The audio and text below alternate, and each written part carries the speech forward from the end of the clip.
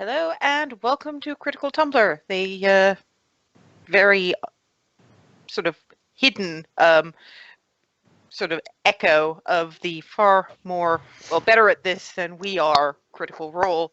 If nothing else, we do tend more towards the critical fumble than the critical hit. Therefore, meet the Orange Brigade today.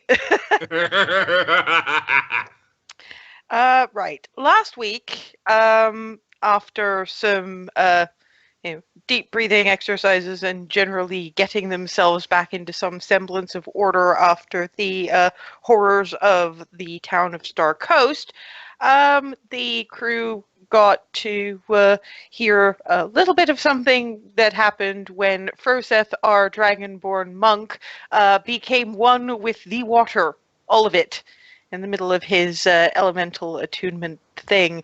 Among other things, they did learn that there is a timeline. They're not entirely sure how long it is, but there is a timeline on trying to cleanse the Star Coast before it actually starts spreading.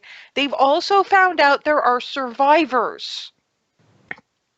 Francine and unseen other denizens of the tavern called the Piecemeal managed to have a protection circle of their own thrown around them, so they've got about as long as the water and food holds out. They're not entirely sure how much that is, but they're working on it. The Cupcake Coterie, particularly Nora, our human paladin of Palor, are very big on not going in unprepared. So they attended the market fair in the little town of Goldendale to get to seek out the College of Lore for various stories and bits of information and some various other shopping bits and pieces. Nora dropped off her armor with Jenna, the human blacksmith, who's promised to have something special for her in a couple of days. And Clarity met another tiefling, Clarity, our tiefling rogue, and got a little book of hints and tips on how to pursue the path of the arcane trickster. Darvin, our human bard, meanwhile, managed to get himself a successful audition and is now, as far as we're aware anyway, a member of the College of Lore, though the actual discussion about that is probably going to have to wait until the audience dies down a little bit, when it's tavern time. Hazel, meanwhile, is back on her old stomping grounds. Hazel, our half-elf cleric, and is basically getting slightly embarrassed every time she turns around because every shop they go into, somebody has a story about something she broke, dropped, or otherwise flailed at until things happened. Right. Common. We finished up last week's session immediately after Darvin's successful audition. Heseltine has given Darvin a bow and made arrangements to have sort of dinner and drinks at the local tavern and gone off to follow that one up. Funnily enough, he has followed it up with the Ballad of the Quick Flight Diminutives. Irish. Twilly and Miranda are sort of nudging each other with their shoulders and rolling their eyes, but they look pleased anyway. In any case, they are also in the process of putting together effectively a build-your-own sandwich station at the table there. So it's basically fresh baked bread, a few days worth of leftover meats and veggies and cheese and all sorts of bits and pieces. So that is basically where you are at the moment. You've just had Darvin step off the stage, probably knowing Darvin heading straight for the sandwiches. Food, give me food. Feed me, Seymour. Well, that does was seem to be his yeah. thing. Well, well, also, I need something to now bring me back down after the of being on stage, and so Incoming Hazel hug, by the way. Just total Yes, latch on hug, he squeeze. Like, I'm just like this with like the bow in one hand and the viola in the other, just like watch it. Don't crush the instrument. Evan, meanwhile, has sort of latched himself onto your calf. Yay!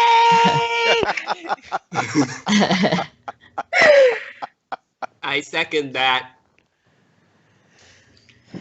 That Still- was certainly absolutely amazing. That was very well done. Thank you. I'm glad I was able to work Evan and Lacey into it. Lissy is sort of actually she looks at you, smiles a little bit, and then avoids you for the rest of the time. She is not special. She is not center of attention girl. Evan, meanwhile, is this somewhat unobtrusive weight just sort of wrapped around your calf like a monkey. I'll just sort of shift him Hazel around to where he's has actually sitting on the top of my foot. detached and just- herself carefully because she doesn't want to accidentally break another thing. Or another person, frankly, because, Yeah. Evan. Yeah, I'll shift Evan. I'll move Evan around a little so he's actually kind of standing / sitting on my foot and just sort of keep going because he seems perfectly happy to be there. So I was like, okay, cool, sure, Lily. Teeny tiny gnome ninja, just bolted to your leg. And then I'll continue heading on over to the sandwich stuff, and I'll just pass him down some as I'm making mine. Here you go. To complete darkness. Yeah, Twilly and Miranda don't say anything, but they do give you a congratulatory little smile and nod as they start pointing out what is what. There's duck from last night. There's mutton from the night before, and relatively new cheese. It's quite nice, that kind of thing. Mm-hmm. And the kids are all incredibly complimentary and sort of but they're less verbal about it. They're more just hopping up and down around you going yay. And I'm just not used to it. I mean, this meant something. For the first time, it was important, like with a capital I. So it's all sort of, I'm laughing and but at the same time I'm sort of at a bit of a loss, just like wow about it all. Hence the need for the food to kind of bring me down a little bit.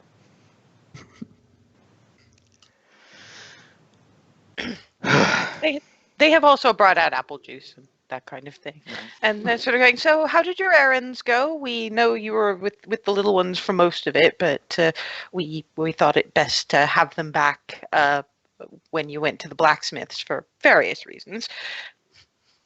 Well, Jenna is quite the character. I'm excited to come see her again. She's fun. She's worked on armor for a long time, says I can Miranda. Did fairly clearly theirs. I can absolutely tell, and like I said, she's wonderful, and she said she's gonna have something special for me in a couple of days. They share a look and they just nod. And I am both excited and slightly terrified and eagerly anticipating. Twilly sort of leans forward and up a little bit to you because, of course, halfling. She sort of goes, now, they don't generally, the guard here generally don't like the idea of us forming some kind of militia, but if you ask Jenna very, very nicely, sometimes she does weapons. Well, thank You don't have to worry about that, and neither does Hazel. She does seem to very much love her giant hammer, but for the rest of you, it's a thought. Sounds Thank you very interesting. much. And I think we'll add that to the list after lunch. Swing back around and Inquire at least. see if we can't have a word with her. It'd be worth Hazel's inquiring with periodically someone else. glancing at Froseth, still being reminded that he managed to make Edwina smile and is still thoroughly baffled by that.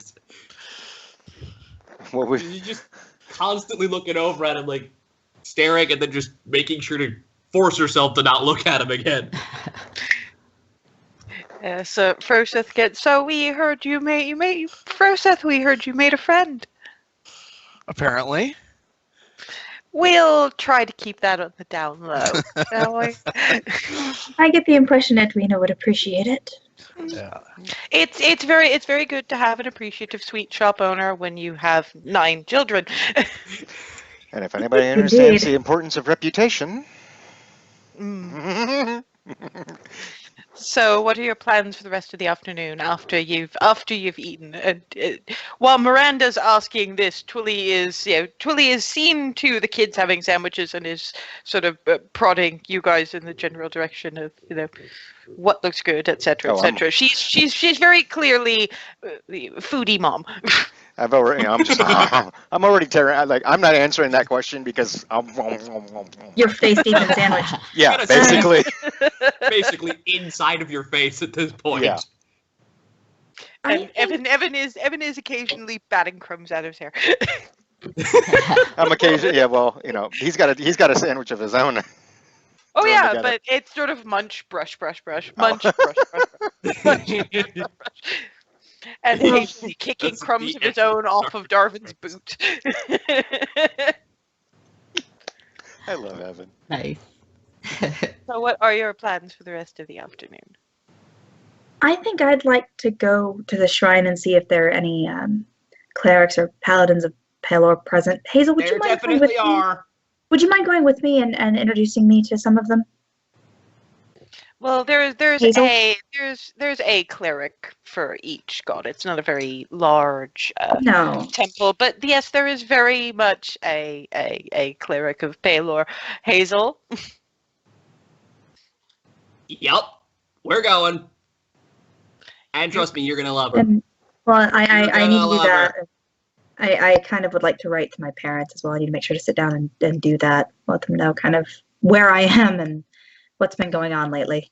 Miranda pulls a scrap of paper, a small bottle of ink, and a quill out of seemingly endless pocket, and puts them in front of in front of Nora.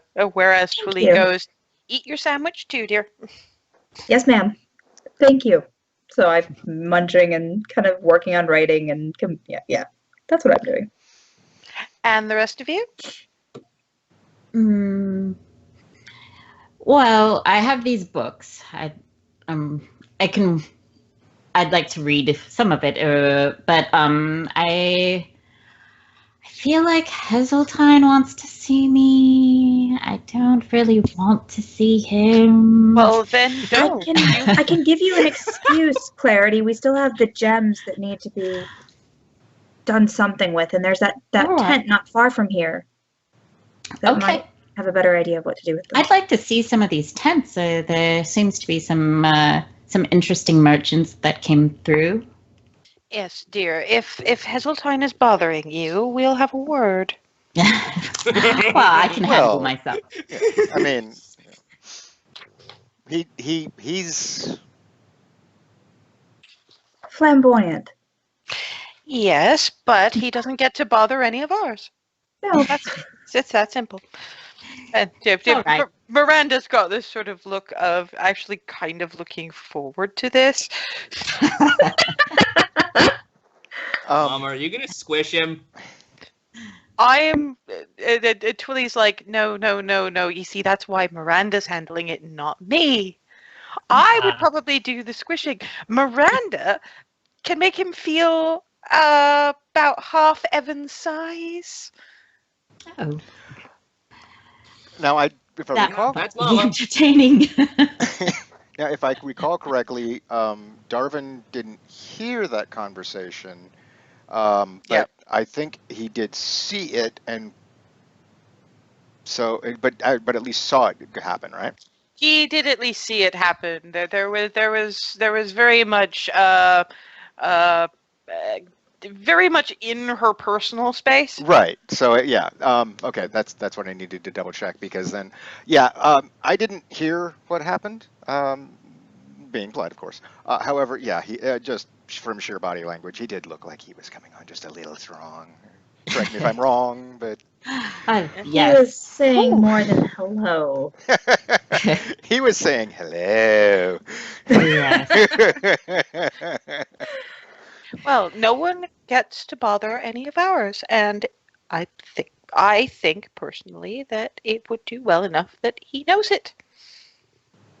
This from Miranda, is clearly just itching for protecting my little girl's fight. Oh dear. Might like to see that. That sounds entertaining. Well, You have been known to stealth successfully on several occasions. You can always watch from around a corner. You could be the fly on the wall. D&D, where with a polymorph spell, you can. at the very least, did he provide you with anything useful? Oh, yes. You know me. I really like magic, and he's given me this book. It seems that my abilities can be used magically, or magic can help me in some way with the rogueness. So I'm looking forward to reading this and seeing how things Twilly connect. glances at it and holds out a hand. May I? Mhm. Flips through it. Oh, no, you don't need to talk to him ever again. This is good enough. All right. Well, We'll have a little bit of a chat when you come back from. I'm assuming you will be at the tavern later on this evening. well, yeah, I need to speak. Now that I've Well, you eaten need to most of speak my to the College sandwich. of Lore. Right. But that's probably going to be after the predominance of the fair is done. But yes, we're only asking to make sure that Hazel can obviously show you the way back, and we're just wondering if we need to leave a cart or if you're happy to walk. I'm all right to walk if Well, everyone else is. how far did we go? I forget. Like how long a walk would that be? About 5-6 miles. That's not a bad walk. I can walk it. Sort Yes, of depends we on know how if much we get, doesn't it? Yeah, it depends on what we're bringing back. We do have 2 bags of holding, I might remind you. Yeah, Fair that's point. true. Hazel holds up the one G's. Would you mind? She's carrying it, sort of jangles it a little and puts it away. Would you mind terribly much taking Evan back? Oh, not at all. It's Okay. a little bit. It's a little bit past his bedtime, but Yeah. we thought that it might be best if we looked after the little ones for the rest of the afternoon and let Thank you Thank you. let you run the rest of your errands. You've Right. done plenty keeping an eye on them for the morning. Oh, The that the was stall fun. is actually looking like it's definitely had customers. It's looking a bit depleted. Yes, and insofar as the lunch goes, one thing all of you will notice is you haven't been out of this part of the world. I mean, apart from Froseth, whose diet has been even more minimal, but there's a spice to it. Well, it's a spice level, and B, different kinds of spices. For you guys, garlic is basically exotic.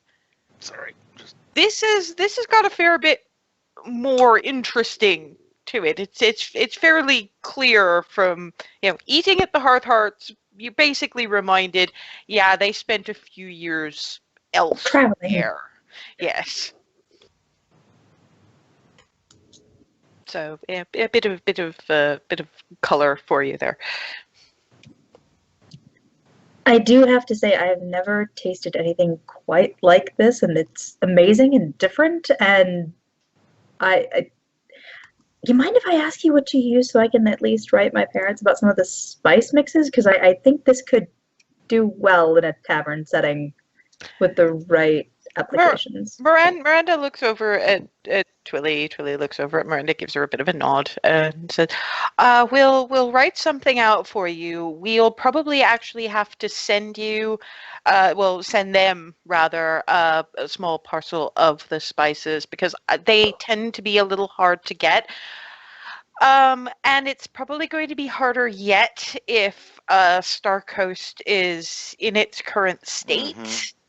There are a couple of other port cities. I mean, there's obviously Belarus, but it was easier to get smaller quantities of it through Star Coast. So it's probably going to get a little more expensive. But Con brings through some, and as I say, he's just been back through, and he brought a fair bit because he never knows when he's gonna next be back. Right. So we can send a certain amount so they know what works for them because obviously all tavern owners have their own signature style. And if they want to evolve that, then they're probably not going to want to follow the letter of our instructions all the time. My father's always had a great deal of interest in cooking and broadening his culinary horizons. Well, we'll have to thank you. We'll have to see, but we can put that if the letter to your parents can wait until tomorrow. Obviously, most of our spices are. Yes. No, it can. I just wanted to go ahead and get it written down while there was at least a moment to sit and do that part. And by all means, I don't know if anybody else has any. I mean, obviously not Darwin and probably not Clarity, but Froseth, did you need to write to your monastery at all? No, I don't think they're expecting anything from me, so. No, but might they want to be apprised of things you've been up to? Yeah, they might want to know about the happenings. Well, if they're attuned to the elements, they probably know, but yeah, confirmation is always good. Pulls out a little more paper and a quill. They've already got the ink on, and then just pulls out a couple of more, puts them on the table. Anybody who wants to write a letter, because obviously it's about time to start bringing out desserts, and apparently the pie eating contest is going to start in a couple of hours. So, Twilly goes to set that up while Miranda brings out little. In this case, it's strawberry tarts. So she's handing those out to the kids. So you have paper, you have quills, you have ink.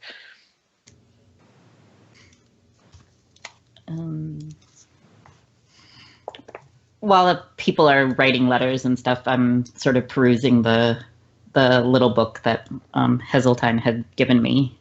Don't forget you rented those books from the one bookshop. Yeah, it's but just this one thing at a time. Yeah, and this one, let's face it, it's. Do you want to actually practice anything? I mean, there's two of you that I think I won't ask for a spell slot or cantrip slot cost if you want to actually practice a thing. Well, cantrips are free, aren't they? I think there's a certain number that you get free according to your level. You can't just keep burning them. Oh. Yeah. Consistently. Okay. And I think it just doesn't come up because combat doesn't last that long, and there's a terrible lot of heavier spells. And cantrips tend to be the fallback. But if you're not in combat, I'm not exactly going to count, say, prestidigitation, or in the case of Froseth, practicing the little bits you can do with moving water. If you're practicing. Mine work a little bit different. It's either a key cost, which I get back from short rests anyway, and then, or if there's no key cost, I just get to do it as an action or whatever. Yeah. Dragon-shaped waterbenders.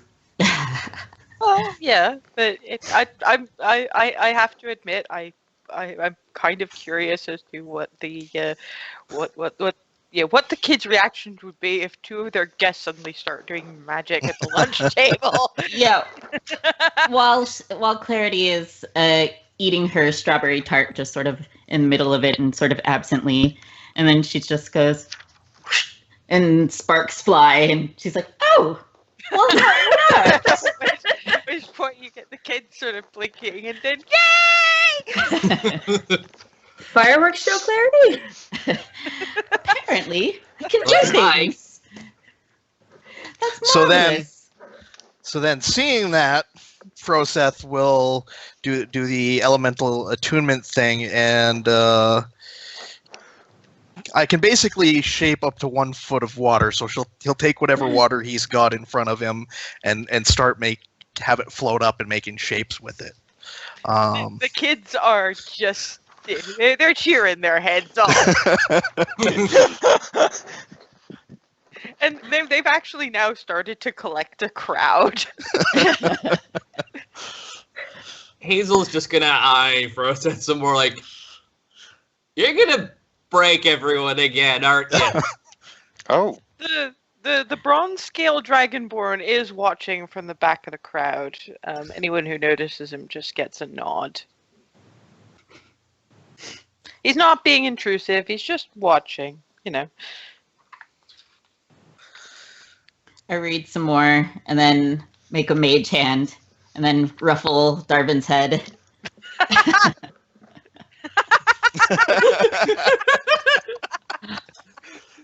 is a mage hand actually visible? Yeah. It is currently.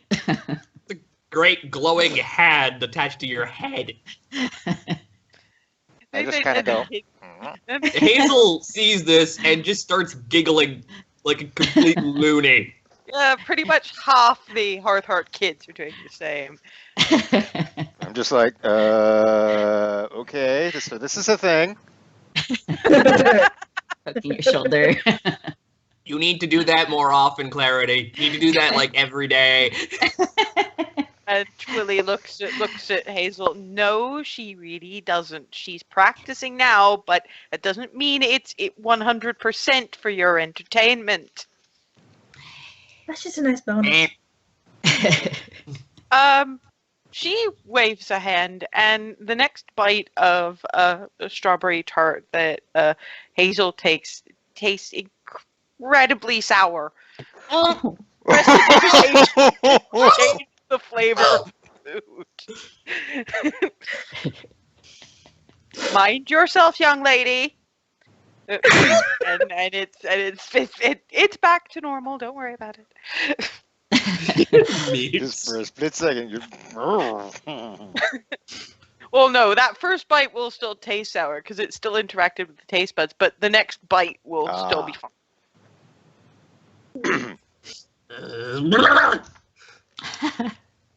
Miranda puts a glass of apple juice down next to her just to let her wash the taste. Thank you. She is more cross than I am about the flailing thing earlier, dear.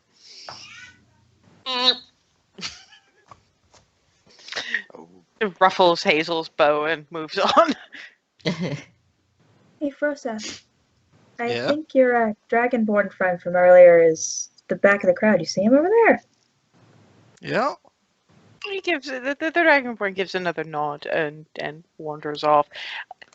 Dollars to donuts, he'll be at the tavern later, but for now he's playing hands off. He's just watching. He seems interested in you, Froseth. And I don't know that it's just necessarily as another dragonborn, but it's interesting. Yeah. All right, when you're done with the writing and the munching, shrine. Yeah, I'm just about done. Let me just sign it. So, sign my letter. I'm going to let it, dry off and hand it over to Twilly and Miranda to take back with them since we were talking about letting it wait till tomorrow for spices and stuff. All right, let's go check that out if we could. Does anybody else want to come visit the shrine, Froseth? Nah. Sure. I think Darvin and Clarity are fine, but if you want to come, you're more than welcome. I'll join you. Shrine time! Gods and me are a little bit iffy. I'll just stay here and meander the merchant stalls. Let me give you the gems. So I'm going to fish in the back of holding and Okay. take out the bag of gems and give them to Clarity. Where and when do we want to meet back up since we're splitting up?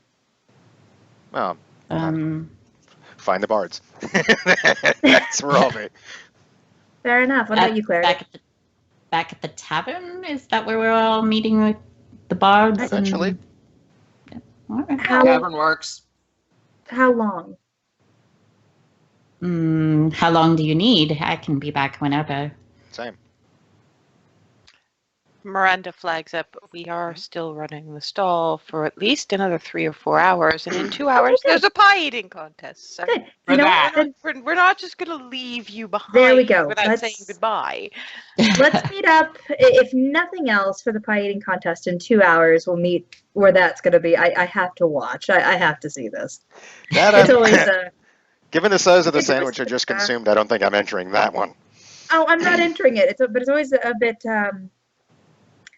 intriguing to watch people try. Okay, I'll so give it a go. Why Oh, not? jeez. What in Paler's name are you gonna... Okay. What? Are you serious? All right. Sure. I've never done one before, and Oh, why not? All Sure. right. okay. We'll I gotta see definitely be back this. in 2 hours for the pie eating contest. New experiences, right? in the name of Paler have we gotten ourselves into? Okay, who's doing what? Okay, so it looks like Hazel and Nora and Froseth are all heading to the shrine. So that's the 3 of us. The Orange Brigade is going to the shrine.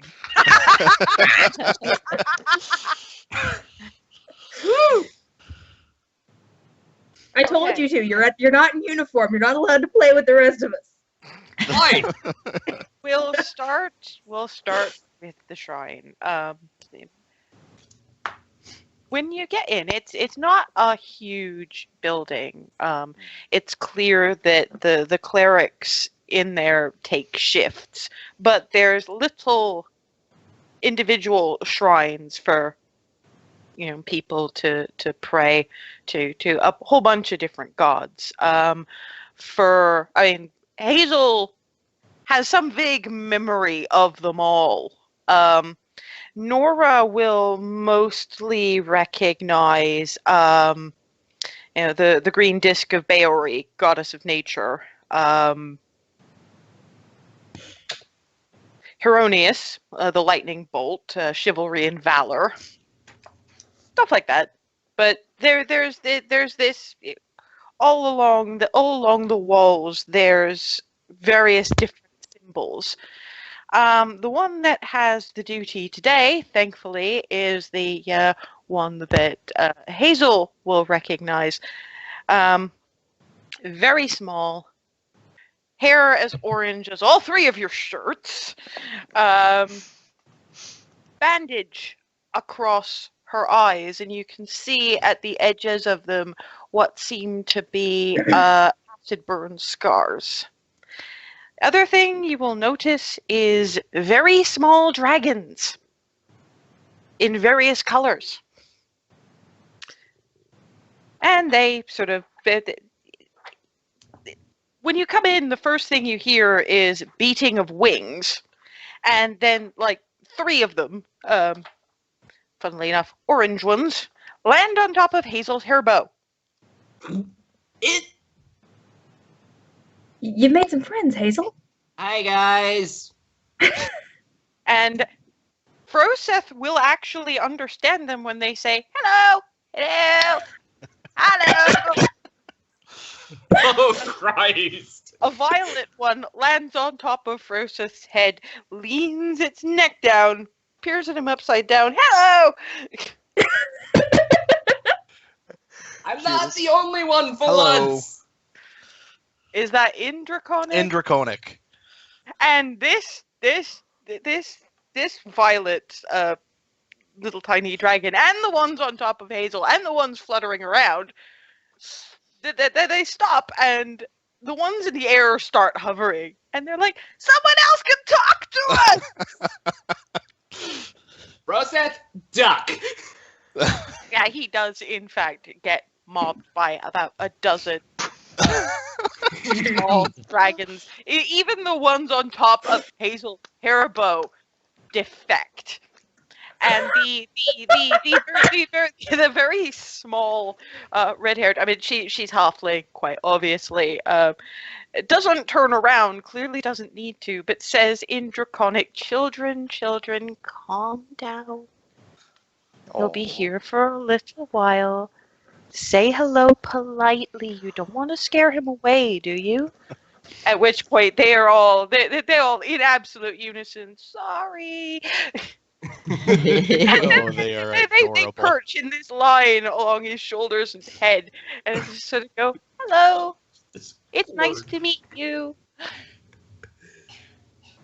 The halfling turns in that general direction where she heard Frosta's voice, switches to common, and goes, "I hear claws and I hear draconic, dragonborn, yes? Correct. And I feel a certain amount of cold, so silver? Yes. It's a pleasure. I just wanted to make sure I had it right. Obviously, I can't quite trust how normal people would identify, as it were. Steps over to him and holds out a little hand. My name is Lyra. I'm Cleric of Palor. It's a pleasure to meet you. Oh, look on his face! I'm sorry. I needed a Cleric of Palor. She was convenient. Yes, you've got this little red-haired halfling. Offering a hand. Well, he shakes her hand. It's a pleasure to meet you as well. Hello, Hazel. Will you introduce me to your, I'd say, paladin friend? Something about the stride. Yeah, Yes, this ma'am. is Nora. Nora is best paladin. Oh, thank you. Hello. She steps up, tilts her head so it's approximately facing Nora's face. It's very good to meet you. Welcome. Thank you. It's good to be here. It would appear that you've had some trials. I can hear You could your say voice. that. Well, sit down. I'll bring out some tea. I know you've probably had lunch, but there are cookies. And the dragons on Frosta's shoulders start peeping, and he just hears, cookies. Lyra makes best cookies. I don't Best. do badly with tea either. Come, take a seat. There's a side room that's clearly sort of very small kitchen. It's very basic, as befits simple religious folk. There is one man, human, older, kind of spindly looking. You bringing the dragons, and you. Oh no, not her! Points at Hazel. Not her. What did you do here? Hazel squawks, hides behind Nora. This Hazel remembers is Estan. He's one of the less popular, I suppose, clerics, being as he's not one from one of the bright shiny gods, but they're all necessary. He is the cleric of Nerul, god of death. He's basically their almost polar opposite, and he's just like, Lyra's like, she is a cleric. There is a paladin. They both serve Palor. They belong here. If you don't like it, there's a whole world outside this entire shrine. You know that, right? He grumbles, walks off, glares at the dragons, and Froseth has never heard that many draconic swear words in his life. He can actually only really get them, get what they mean from effectively context and some kind of race memory, because obviously Monastery wasn't teaching him any of this, but he's pretty sure he knows what those words mean, and they're not polite. Well then. That is And that's his reaction. hilarious. I love you, I get the Angus. impression I'm glad I don't speak Draconic. I'd say I don't know how they learned some of those words, but I run. Well, you've obviously met Hazel's mothers. I do a very similar thing, but for fairy dragons. Nobles will tend to get them as pets, and they'll only see them as ornaments, and they won't treat them properly, and either I simply remove them or they run away, and obviously word has spread, so they find me. Oh, I can think of And worse thus ways he's collected a to spend whole rainbow. Yes, they change color according to their age. Two have actually changed color since you were last here, Hazel. Points to a green one. She used to be yellow. Remember? The Yeah. one liked riding right in the center of your bow most of the time, and green one sort of peeps and sort of nudges first at the, I'll be back, and then flies to the knot on Hazel's bow. We match! While all this is going on, Lyra has poured tea and brought out a plate of cookies. They kind of smell largely of cinnamon and honey, and it's all fairly homey. Now, clearly you have some things you want to discuss. Yes. I don't even know where to start. I only was sent out from the shrine where I trained, 3 weeks ago now? Well, you could begin with the with whatever is weighing on you. There's a feeling in you that you seem to be concerned about more than just the physical in a personal way. I encountered things within the last week that the shrine, they tried to prepare us academically, but knowing something and experiencing it are two very different things. And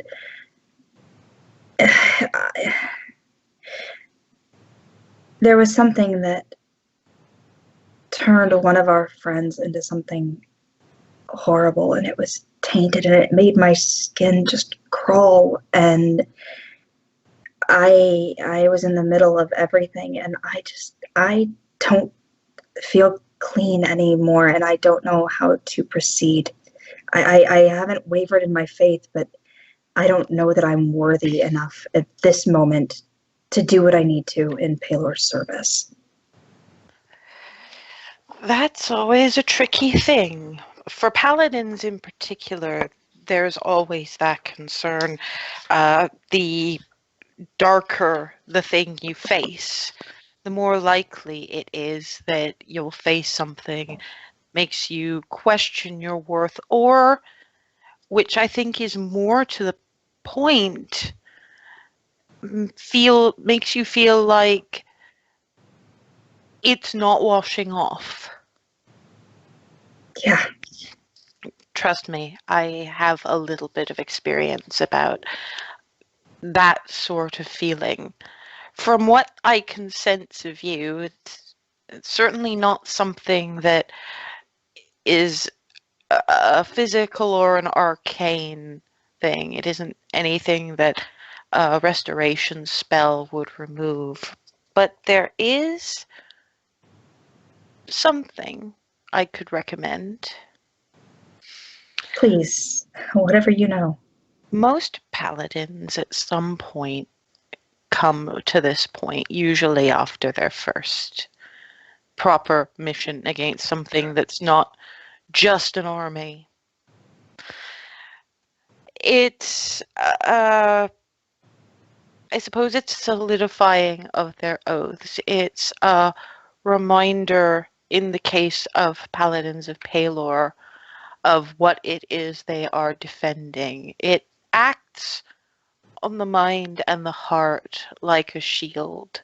It's something to cling to, a little piece of Palor's light in those darkest times.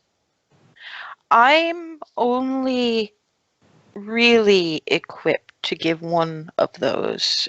There's a few for us, but I can explain to you the one that I can do, and if you feel that that is something to which you could dedicate yourself, then perhaps I can help. Please. If not, at least I can point you in another direction.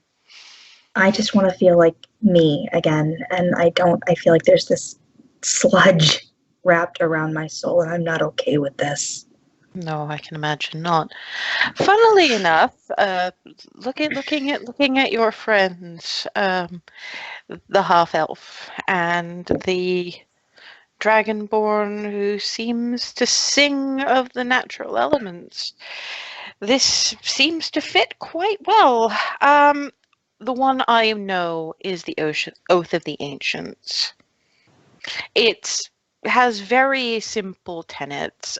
Please stop me and ask me to explain them if you feel that you haven't quite grasped the concept from the initial words. Kindle the light, shelter the light, preserve your own light, be the light. I like it. No, you're right. It's fairly straightforward, but that's what a paladin should be and should do. Well, and now I'm no seer on a number of levels, but I do get a sense of people, and from tone of voice, from just the sense of things, and I think that, I mean, there have been acts of mercy, kindness, and forgiveness that have kindled the light of hope in the world, beating back despair. Yes, ma'am. There have been. And where there has been good, beauty, love, and laughter in the world, you've stood against the wickedness that would swallow it. Where life flourishes, you've stood against the forces that would render it barren. Yes, I have. Have you delighted in song and laughter, beauty and art? Yes, I have been blessed enough to be able to do that. Fairly recently, as I understand. Yes. Indeed, that was a friend of mine who had the ballad in the middle of the square earlier, just before lunch. The perfect illustration of the last point, the light of your joy and courage shining in your deeds. I think that the Oath of the Ancients is one that you've more or less already taken, but you can reconsecrate that vow properly. I would like that.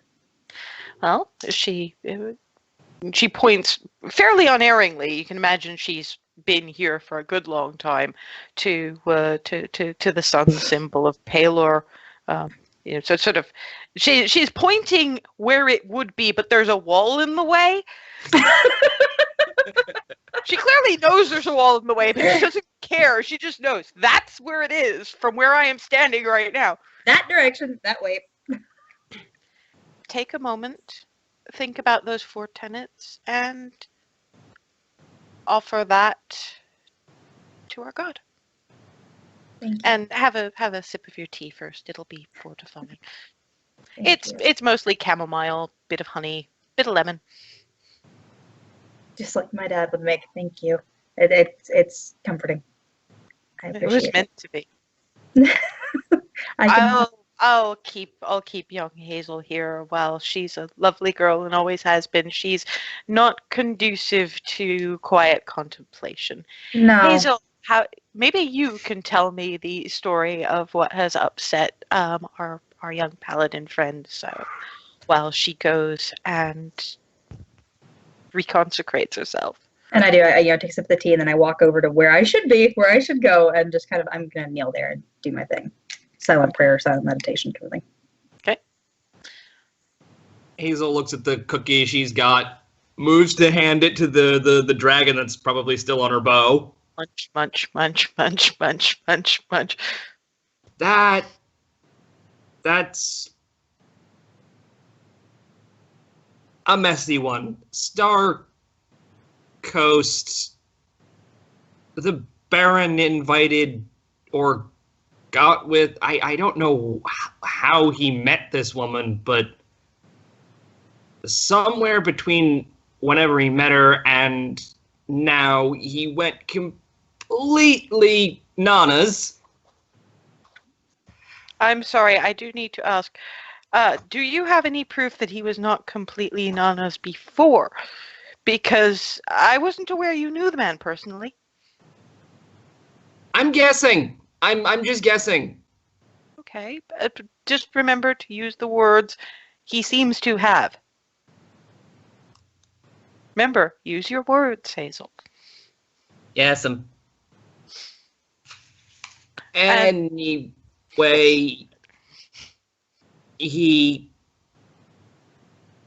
they started some kind of cult. And tapped into some kind of evil that's like not even, it's past what even the gods usually have as aspects. We ended up, Nora and I had dreams about it just going near the place. It's all she says and sips her tea. You can feel free if you ever have questions about what someone's reaction means. You can call for an insight check. I just want to remind you guys of that. Going to have to do that now then. Insight check. Is Proceth in the room when all this is going on? Whoa, yes, he is. Nice. Yep.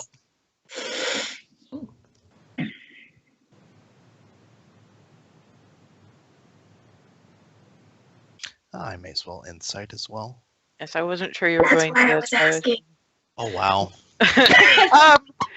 Proceth is at the moment alternating between conversation with the dragons and I understand why she's talking to Hazel, but I really hope this woman asks me for some clarification because the number of details that have just gone by the wayside are Astounding.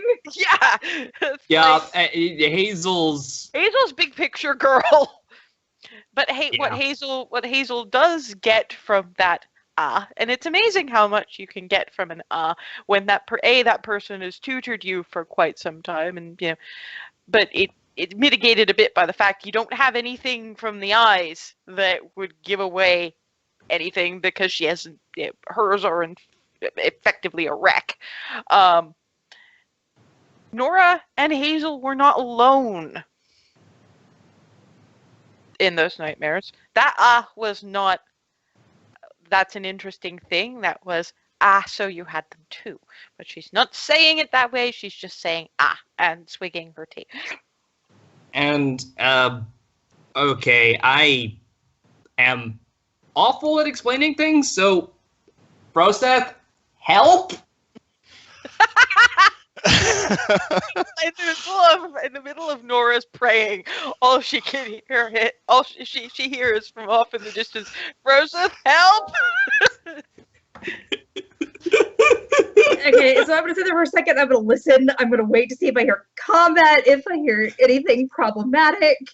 And once I realize that everything's fine, then I'm gonna go back to what I was doing. What you get is a small red fairy dragon flit up to you, perch precariously on the little sun symbol on the wall, and just sort of go peep in a fairly. It doesn't seem to be I ran from combat, and then flies away.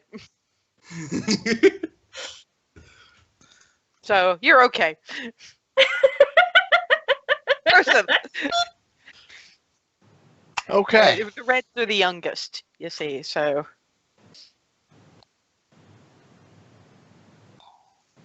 So, Frosep, help.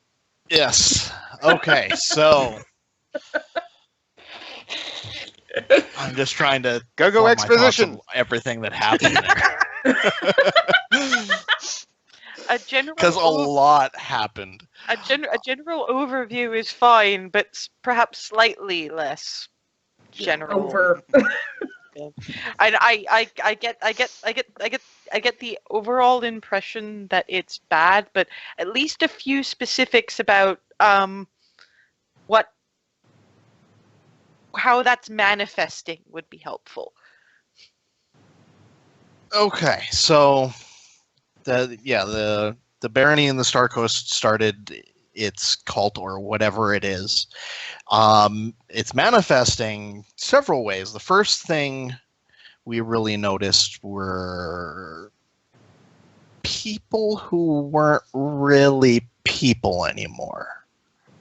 They look like stuff on the bottom of boats gone wrong. Yeah. At which point, Lyra waves at the bandage across her eyes. Hazel? It's Sorry. it's hard to describe. They were a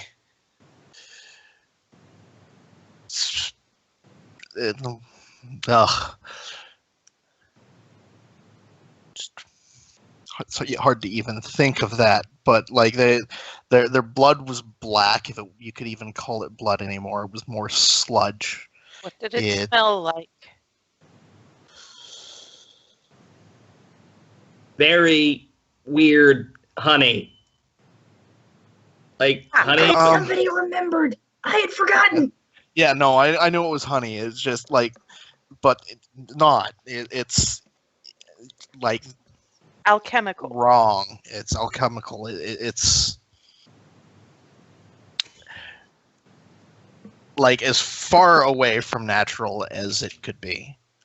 All right, that helps, and that's one way it manifested. By the bottom of boats, there's lots of ways the bottom of a boat can go wrong. Is this scrapes or things growing or Gross. like barnacles? Yeah. Yeah.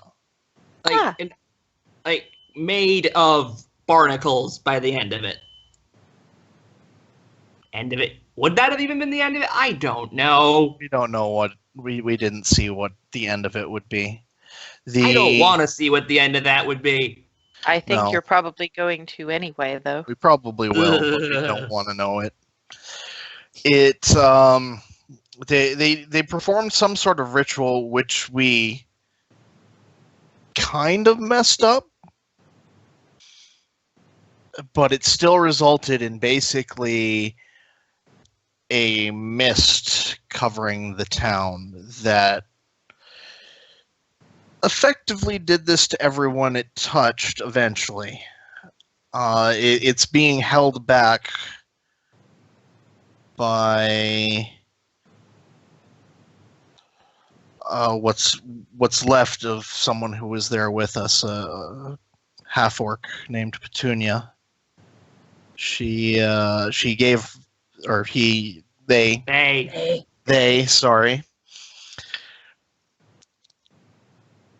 They gave their life up to basically save us and everyone they can, but who knows how long the barrier they put up will hold.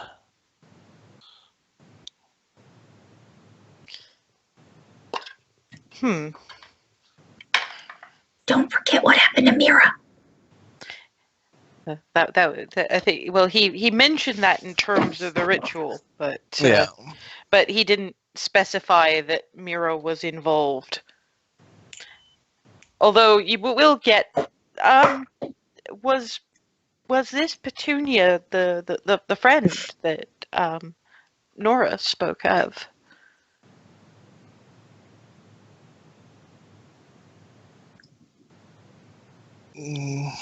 No, the other one would have been Mira, who was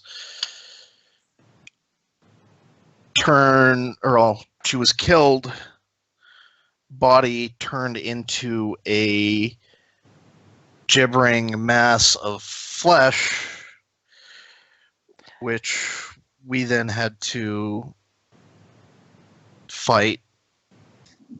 We thankfully killed it out of the circle that was prepared for it, but yeah. It wasn't your fault, whatever it was, for one thing. Just to say. And then she gets up, walks around the table, puts her hand on Versa's shoulder to make sure that she knows exactly where he is, and then hugs him. Aw. And then turns around and hugs Hazel as well. Hazel just hugs her back. I've met the things of that nature. Gibbering mouthers. They come naturally, I suppose, is a way of putting it, but they're not the most pleasant things in the world. I get the impression, Hazel, that your mothers have been a little bit more upfront about their history now than they were when you were growing up. Mm-hmm. Well, good, that means I can be as well. I was their healer. What? Yay! Well, you didn't think that little country clerics lost their eyes to acid spit as a matter of course, did you? Mm-mm. Mm-mm. Well, that's sort of how when they settled, they sent a messenger and said it was a nice place that could probably use a little bit of sunshine and very good cookies, and there was good space for dragons to fly, and I came. So here I am, and I have to deal with Estan on a regular basis, which Paylor gives us, only gives us what burdens we can manage. Even if they are made of ass hat. Hazel, R.A. death has its place. Unfortunately, so do less than polite people. Insofar as one thing that you mentioned, I think we may need to wait for the Lady Paladin to finish her consecration, because I think all three of you should probably hear this. I know you have others, but I'll trust you and Lady Paladin to make sure that the message gets across. I'm sorry, Hazel, you are wonderful at what you do, but we never did get to finish the diplomacy and wordplay. I am bad at words. I know this. You are currently traveling with a bard. You will learn. Either that, or so. you will or he and Milady Paladin will do the speaking for you. You will get frustrated about it, flail, and break something else. I don't want to break anything else. We know. Break enough stuff. Yes, but you see, this is the. Now you know how to avoid this. Froseth can tell, and Nora, if she's coming back at this point, can tell that this is how Lyra has been teaching Hazel.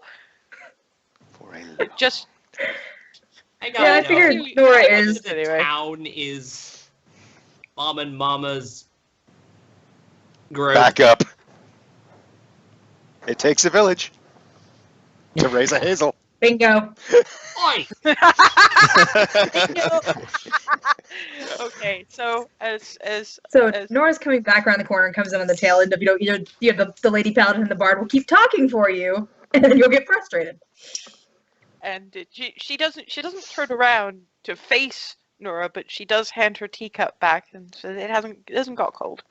Thank you. I've been made aware of a few more of the specifics of your situation, and one of the things that I can imagine is a concern, because I can't imagine but that you'll be going back. We need to. There's still people there alive. We can't leave them if we can help it. So how are you going to avoid the fact that everyone the fog touches changes? We hadn't gotten that far yet, to be totally honest. Well, you did the right thing. Um, she holds up a hand and steps out, comes back a moment later with a small vial and a little bag of what appears to contain dust of some kind. Hazel. Hmm? Your amulet, please. Just put it. Just come. All of you, come with me. If you could put it on the little altar in front of Paelor's symbol. Do you need mine as well, or? One at a time. This. Okay. Hazel For does one as thing, required. I've never tried protection this specific before, and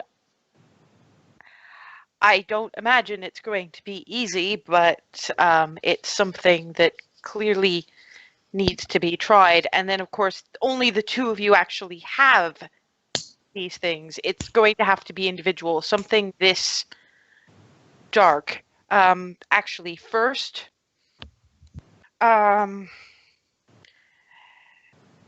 hate to ask this, particularly as you've just so recently cleansed yourself of it, but this touched you in a way that didn't any of the others. I would like to. Well, essentially, when I lost my eyes, I started reading facial features through actually touching the face. I can do more than that, but I need your permission, obviously, because I don't want to dredge that up without it. Whatever you need. Okay. Obviously, she can't quite reach, so Nora's going to have to kneel. I figure I'll kneel on the floor in front of her, make it a little bit easier. Get on my knees. It takes a couple of minutes, and unfortunately, those memories, the memories of the dream mostly, do come back to the fore. The oath she took seemed to protect her from the worst of that feeling of sludge and uncleanliness, but it's still, because that first nightmare was a doozy. Yeah. It doesn't seem to be all that much better for Lyra either. It's just, that gives me what I need. I am terribly sorry. Right, Hazel. She gestures to the altar. Clunk goes the amulet. She uncorks the bottle and drops 2 drops of very clear water. I mean, Froseth knows water by now. This is pure beyond pure. Opens the bag. The dust appears to be diamond. What it looks like, anyway. Sprinkles it, and you can hear her muttering a prayer just under her breath. The amulet glows bright white. So does Nora's. She rolled a 20. Boom. And then she kind of, and oh my god, and then she sort of winds up, boom, sits on the floor. Oh, that was a little bit more than I expected. And the dragons, their little fairy dragons have started clustering around her. And Froseth can hear, are you okay? Are you okay? Are you okay? I'm fine. I'm fine.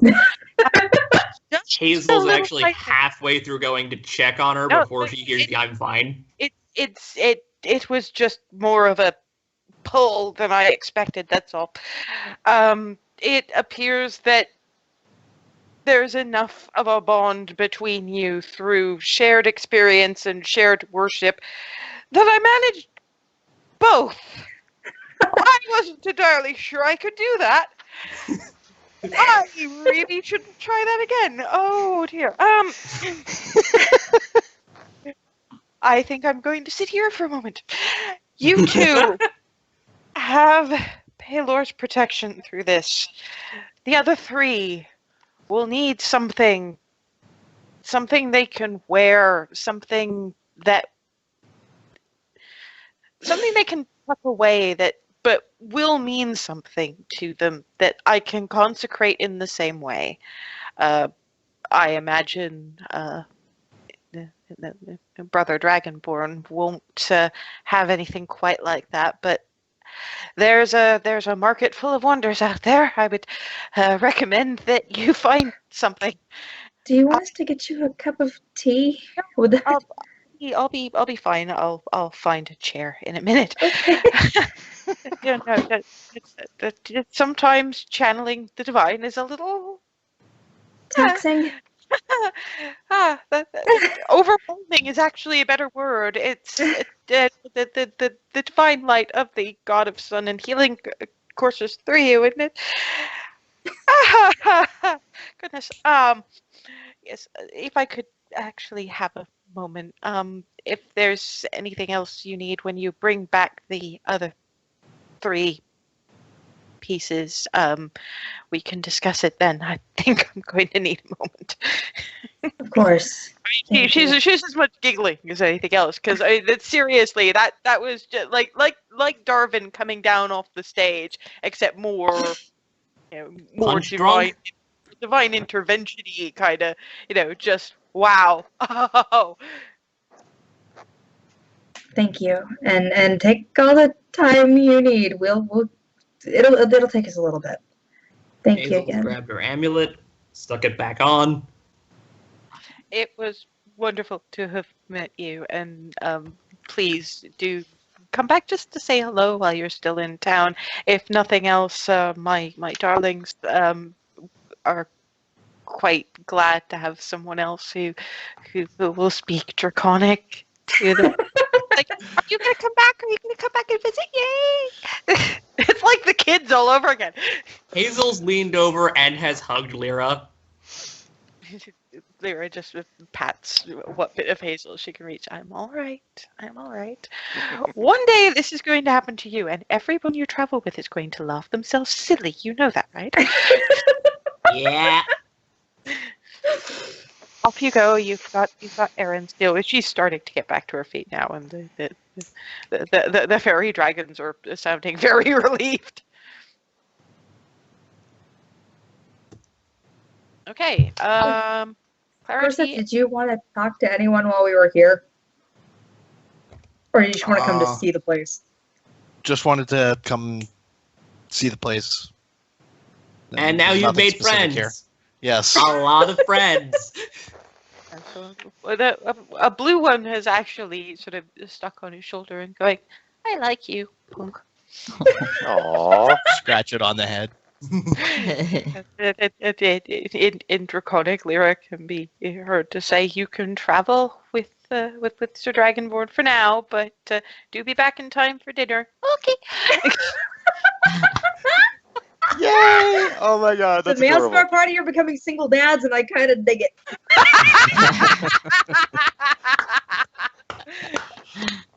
I mean, the little fairy dragon's quiet. It's just sort of curled up around his neck, and Aw. Okay, Clarity and Darvin. Yeah, we You know too while wanna we've been getting cleansed. check out the stalls? Sure, All right. I'll go with you. I'll find somebody who can appraise these gems for me. Well, if you want somebody who is unlikely to cheat you, funnily enough, your best options are Miranda and Evan. Yeah, I was about to I mean, we do know, you know, uh, we do know people that know that we do know at least one person that knows gems. I don't know if Darwin would assume that Evan knows gems, but I'll talk to Miranda. Just mhm. nothing against Evan, but That he's for. Although Yeah. let's face it, he did actually haggle where you guys did not. right. Well, we learned. I know how. Yeah. You do in fact We did learn. learn that lesson, so Out of character, I know how smart 4-year-olds can be. So. Well, Miranda know. Miranda goes about it very professionally. She actually pulls one of those little jeweler's monocles out of an apron The pocket. jeweler's loop. Yes. And surveys each one. There's an opal that she actually looks like, it's not a great piece, but it would look magnificent in as a pendant. So you might get somebody paying a little above the odds for that alone. I mean, I personally wear it, but then again, I have nothing to wear it to these days, so sets it back across. The rubies themselves are worth 25 gold piece. Don't take anything less than that seriously. These are high quality little gems. Then you've got these 6, which I mean, obviously the opal is, I'd say it's worth 20, but I wouldn't be surprised if it got bargained down to 15 because it's not a particular, it's an odd sort of a shape for most people, and opal doesn't cut the way some other gems do. Like, for instance, this emerald, I wouldn't take less than 50 for this. It's a pretty gem. The 2 sapphires, about 20 a piece. The amethyst is worth 30. And you've got a piece of onyx here, which honestly I would use as a bargaining up and I'll throw it in sort of thing. It's difficult to price. It's small. It's something that a specialty jeweler would probably turn into chips rather than use as a whole gem. So, as I say, keep it back, and if you feel like you need to sweeten a deal, say, for example, because your entire bag of rubies will get you 300. The rest total about 125, but you could say 130, and I'll throw in the onyx. And that was for the rest of everything except for the rubies. Okay. Yes. The basically you had a bag of rubies, which will 25 a piece. It comes to 300. Then you had 6 mixed gems, which she's telling you total for this area anyway, you're going to get to 125 minus the onyx, which she's recommending that you throw in as a making the deal look sweeter than it is kind of thing. Yep. Okay. Got it. All right. Well, thank you. That's very helpful. Basically, what I'm hearing is we ask for probably about 35 for each ruby, and then let him talk us down to 25. Someone's gonna smack him at this rate. As far as gems go, it's probably better to hold on to them as gems just to keep weight in mind, because those things, even though we've got the bag of holding, coins add up pretty quickly. Mm. I can hear the inner Hazel smacking him right about now, because one of the things that Clarity and Darvin will He's not here. Yeah, I'm not here. It's up well to you guys to do whatever you want. yeah I mean, one thing that will probably be kept in mind, particularly given the fuss over trying to grab a minute with Twilly and Miranda privately, is how much of the digging around for stuff was Hazel going, money for mom and mama. Yeah. Yeah, I'm They- also. I mean, I'm Not eyeing in yet. this. I'm eyeing this as also, putting it toward Evan. So, I'm all for offloading at least some, if not all, of the gems. Liquid is better. It's easier to spend gold than it is to spend gems. All right. Keep in mind there was a cloak of warmth you guys were thinking about, and you don't know what else is out there. So let's I go need to take a let my look. dog out. Oh, it actually is about break time anyway, so Oh, yeah. Okay. Yeah, Okay. it's Yeah, we're that's we're at the fine. halfway we'll mark. take 5 minutes, Yeah. and we'll come back to see how bartering goes.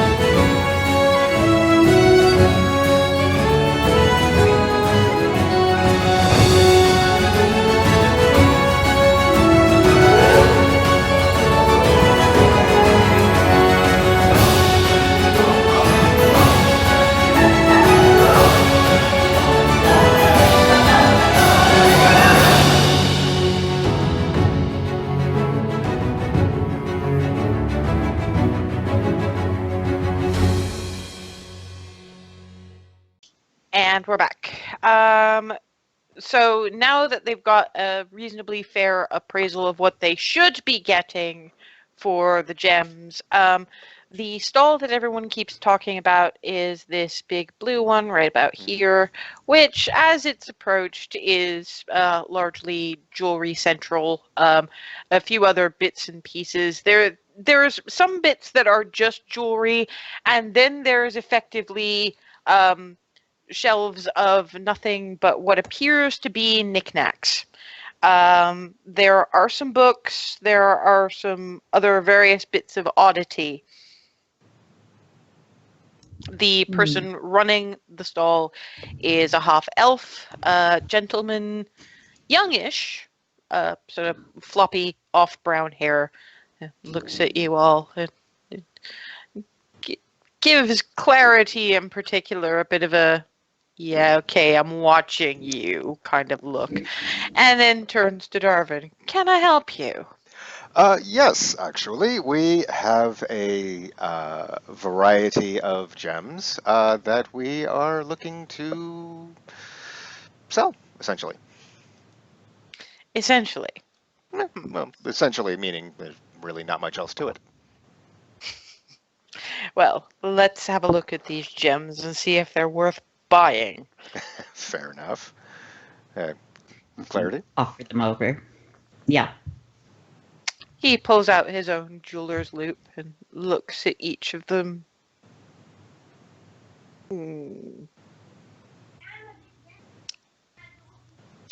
I suppose I could take them off your hands. What sort of price were you looking at? Well, at least fair market value, of course.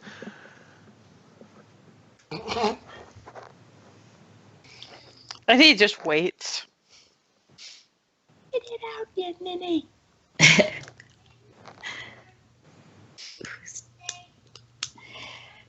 So, for the rubies, oh gosh. You know, I was thinking of 450, but well, since you seem so nice, I'm going to say 420. Make me a persuasion check.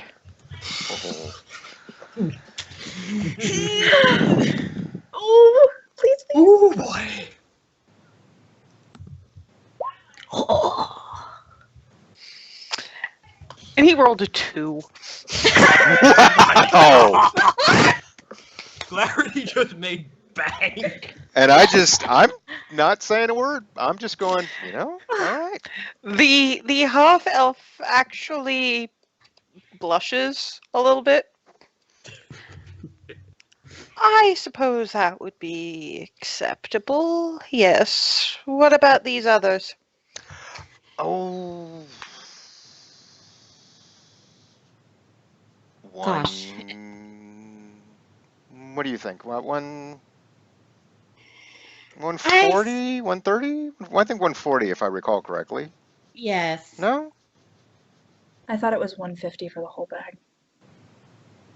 The What? rest one. I thought it was only 125 for the whole bag. He's right. Okay, sorry. I read another number. Make me another persuasion roll. Okay. This time it's Darvin. Mm-hmm. Just a moment. Let me just double check. Let's see. Okay. So that's okay.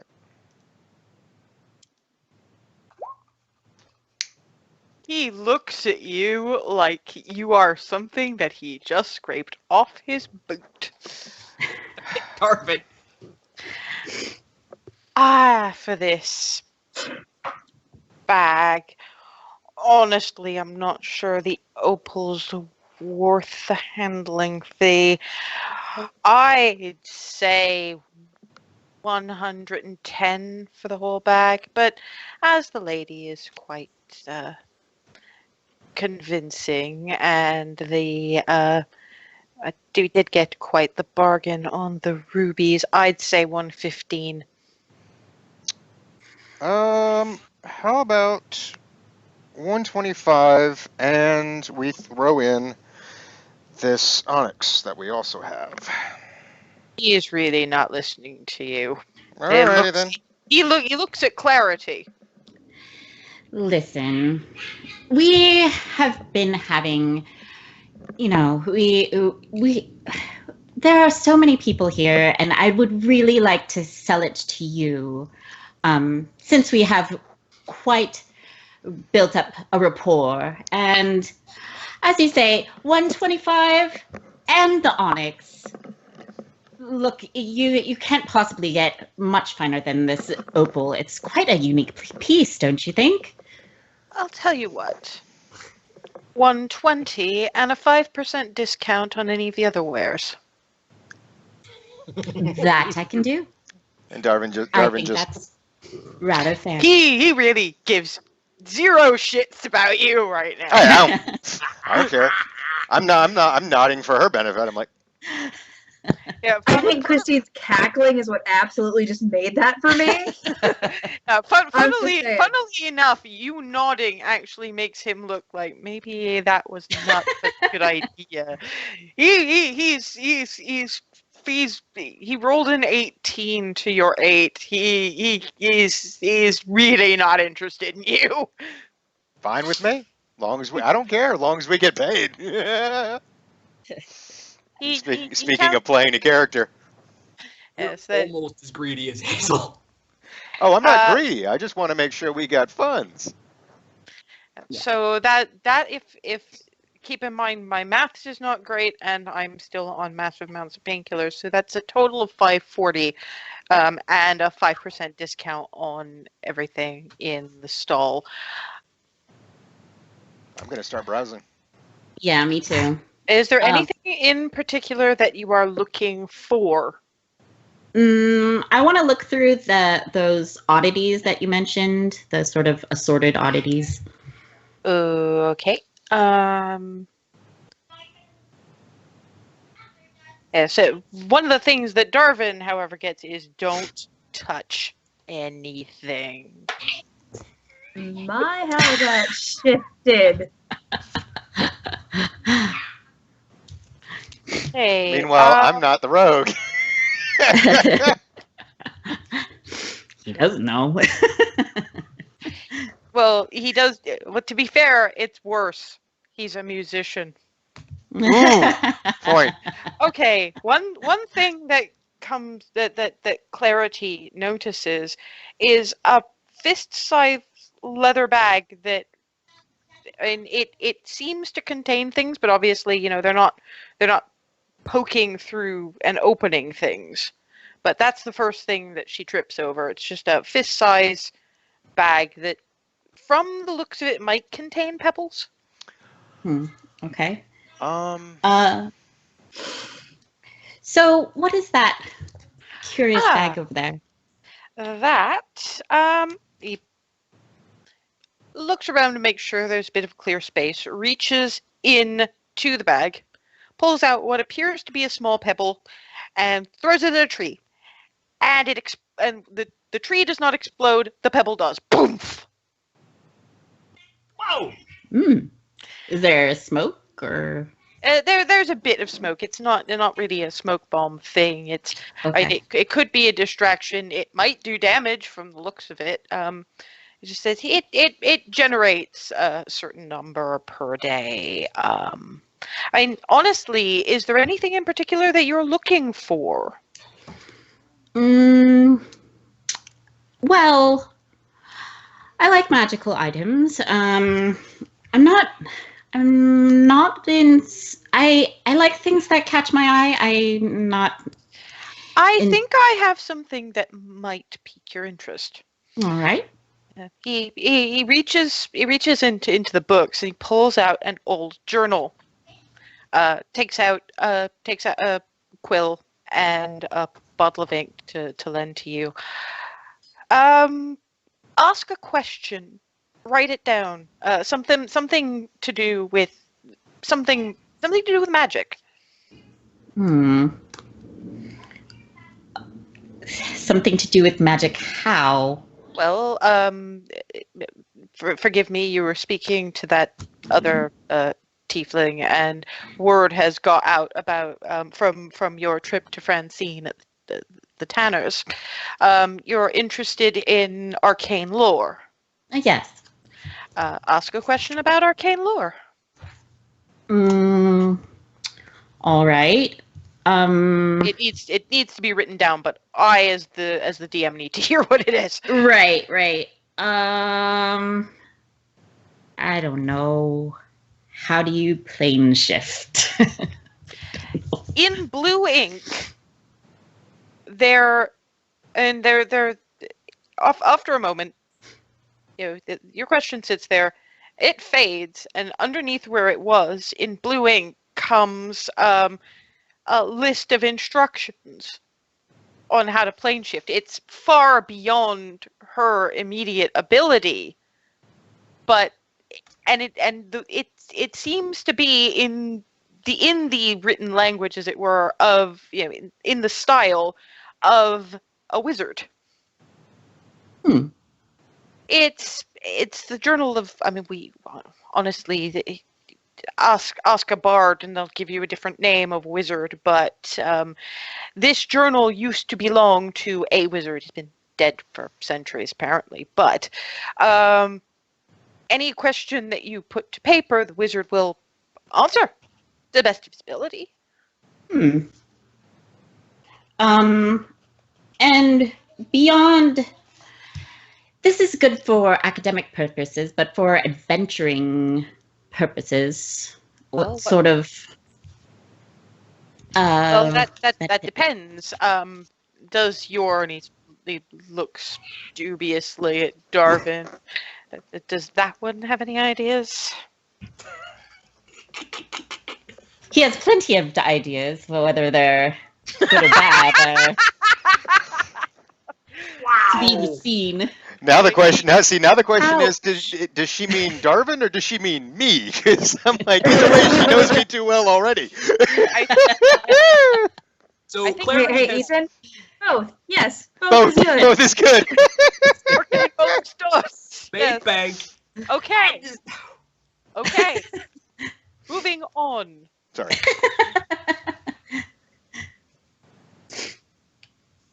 So did you have any questions or ideas for it? I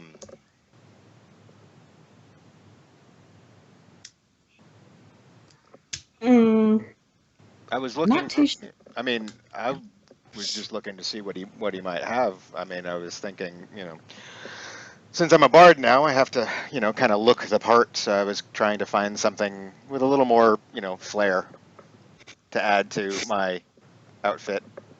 The half elf yeah. just rolls his eyes and then look. He's now entirely focused on clarity. I'm Weapons browsing like amulets just to see if there's anything that looks really nice. Or... Weapons or armor? I'll take a look at some weapons. Well, we have these. It comes out with. And Clarity's been to a few taverns. She's seen throwing darts before.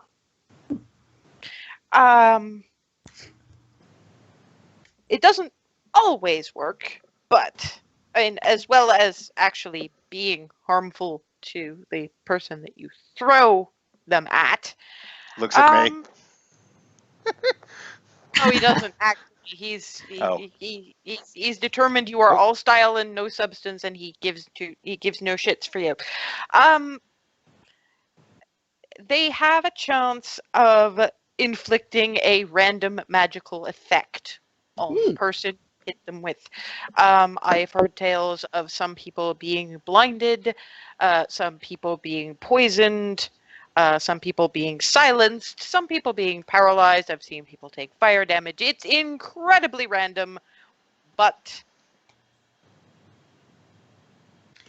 How much for those?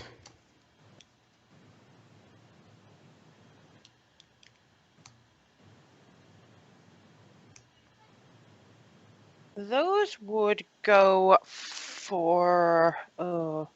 with the discount, I would say 40 gold. 40 gold, And yes, that's with the discount, as you can imagine. They're while random, they are a particularly interesting little item. Well, I'm not sure darts are worth 40 gold. Magical effects, however, are. I know. I'll think about it. Darvin, was there anything that caught your fancy? And there are a few amulets which are to the order of moderately flashy. It's not gaudy or anything. Yeah, but, no, I just a nice stone, something something with a nice amethyst. There is a simple locket, sort of a pale gold with an amethyst teardrop cut shape in the middle of it. Yeah, that definitely. That will Once I run saw you. once I saw that it was a locket, that pretty much, yeah, I was like that.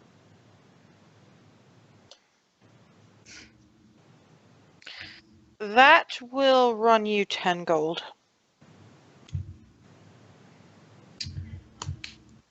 Well, how about we'll get the darts and the locket for 40, and I'll get this one out of your way. Make me a persuasion roll. I love With it. With advantage because he really wants Darwin away. That clarity, you are on point. I love it. Oh my god! Wish. At which point he says, he holds up a hand.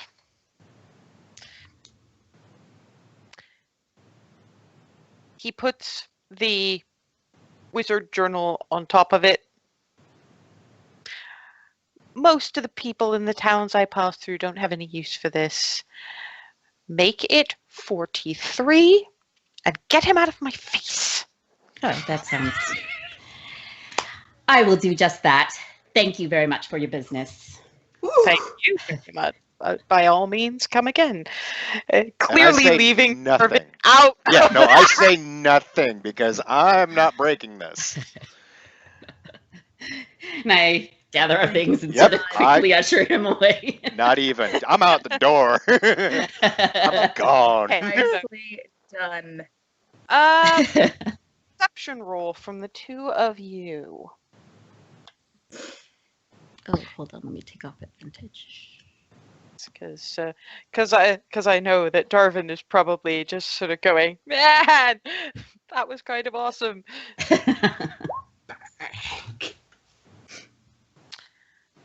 And while Darvin is going, that was great. Behold my powers of irritation. Clarity Love you, Darvin. notices that Twilly and Miranda's stall has gained customers. Humans, green velvet livery. The front and the back of the tabards have wheat sheaths in gold thread. Two crossed wheat sheaths. They're pretty clearly, Goldendale barony guardsmen. It doesn't look it doesn't look friendly, but it doesn't look menacing either. Obviously, Lissy and Evan would put them anybody in livery for a while, but Clarity will note that while Twilly is very much standing between them and Lissy, Miranda's got Evan behind her. They're basically giving the absolute impression of, if you even want to look at them, you have to get through us first. They're having it's not quite a heated discussion, but from the looks on Twilly and Miranda's faces, it's not exactly great either. Seems like there's trouble over there. Perhaps we should help. What? And I look over that way. And I look in that direction. Over at Twilly and Miranda's stall. It's just it's all looking a little officious over there. And yeah, from where we are, can I see that Evan is behind? Yeah. How does he look? Well, he's like, put him anywhere near anyone who could possibly be a guard, given what he's been through. Right. That's what I'm at. So he's freaked. Well, he's freaked, but he's got very much the nice ladies are going to look after me. The nice ladies are going to look after me. Uncle Darvin wouldn't leave me with somebody who wouldn't look after me. Yeah, because I'm gonna I'm not saying anything, but I'm heading straight there. Nope. I'm not saying Following anything after. because I'm wanting to get close enough to hear what's being said to actually appraise the situation before jumping in. The gist of the conversation is that well, the one of the guards, is sort of tallish, blondish, built, and he's apparently assessing the situation at the Hearth Hearts as a whole. He's just finished up commenting about how they seem to be doing quite well, in terms of the market stall, and you've got Miranda, sort of, who's obviously the spokesperson here because we all know Hazel takes after Twilly. um, we've made out reasonably, and the other one, also blonde, little shorter, much skinnier, sort of weasel kind of face, is making notes. And it would appear that you have 2 new family members. There's a give me strength look. Yes. And she's not saying anything else, and they're going to be staying with you. We are adopting them, yes. More notes. Well, that will be good to know come tax time. And Twilly has this, you money grubbing little, but not saying anything, busy, just sort of making sure that that Lissy in particular is keeping calm, because she's sort of rubbing the arm that had been in a sling not too long ago, going, crap. Because of course she had it twice over. First they beat her up, then they turned into monsters. So on the whole, they get the answers they want, and they walk off. And Miranda sort of picks up everything and goes, "It's all right. And they're not exactly the welcome wagon, but it's they like to know who's in their barony."